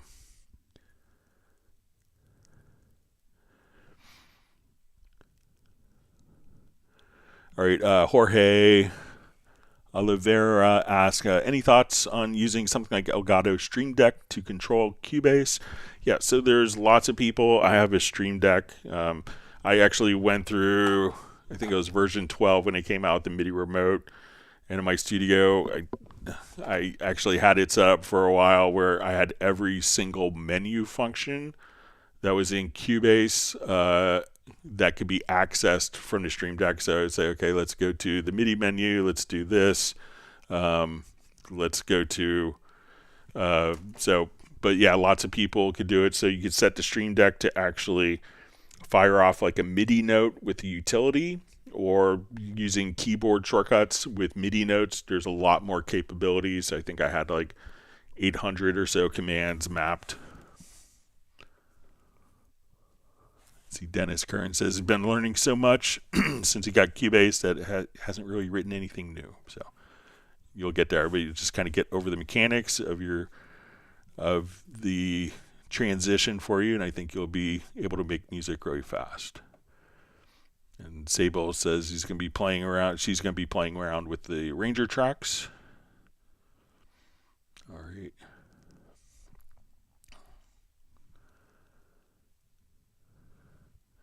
See, Dennis Kern just says he's using his NI machine to control Cubase. It's great once it's set up.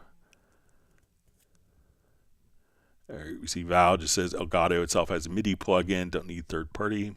So I haven't set mine up in a while. All right.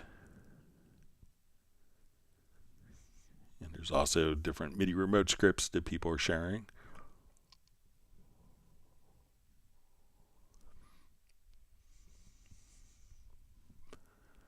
All right, let's see if there's more questions that sneak in. If not, we'll wrap up. You know, it's a holiday weekend for many people. I want to thank everyone for all the great questions. And if you've learned something new, make sure that you hit the button, you subscribe to the channel, leave nice comments. I copy them in and put them in my monthly report for work. So it's always great to have wonderful comments from people on the live streams. And I'm just really grateful to be part of such a wonderful community of helping people kind of realize their creativity with great Steinberg solutions.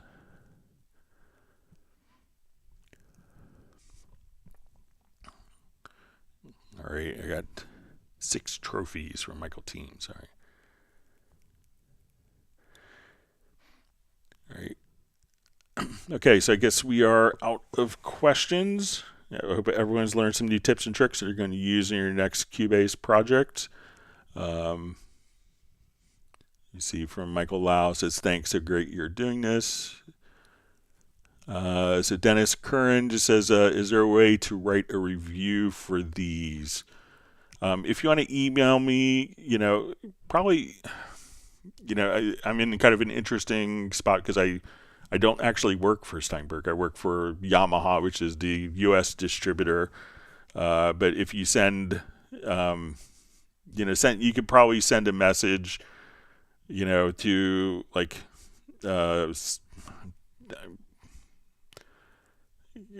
just think there's probably like an info at steinberg.de, or let me see if there's like a generic info, like contact information site if you want to send something.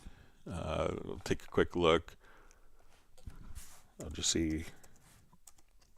Yeah, because maybe one day I could be a Steinberg employee. But let's see if there's maybe like a contact information or contact something on the website. Let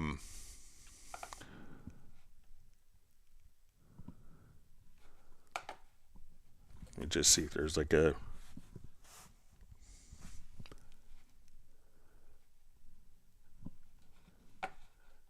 but there's probably, if you go to Yamaha USA, there's Yamaha.com, there's probably like an info or something like that you could send. If you like the live streams, you could send an email, or probably to Steinberg, and maybe they could pass it along to my superiors. So, all right, we're great to see David M on. Let's see if there's. We see kind words from Eldon Hawkins.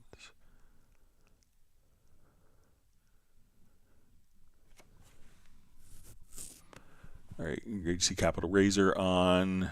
All right, David M just made it for wrap up. If you have a question, David, we still have time for you to ask. All right, so we have Roby and Becky just saying thanks, Greg. So Gerald Ely just says, I personally appreciate all that you do, Greg. Thank you so much. See, Peter just says, better late never. Just walked in from our Costco run. Insane. How awesome. Have an awesome weekend.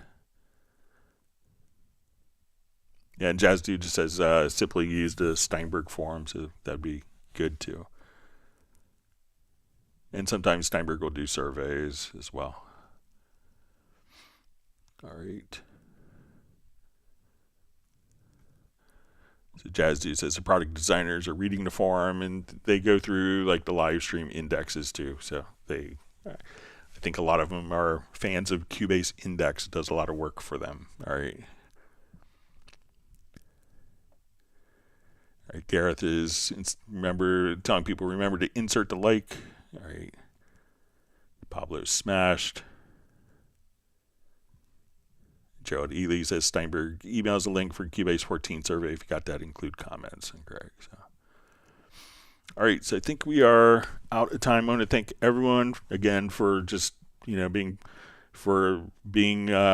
such a wonderful community, and I'm just really grateful that I get to do this and help people. And with that, we will go ahead and wrap up. Everyone, please stay safe and healthy. If you have a holiday weekend, please enjoy the holiday, and we'll be back on Tuesday, and next Friday we'll be doing our Zoom session. So thanks everyone. Please stay safe and healthy, and we'll see you on Tuesday. Goodbye.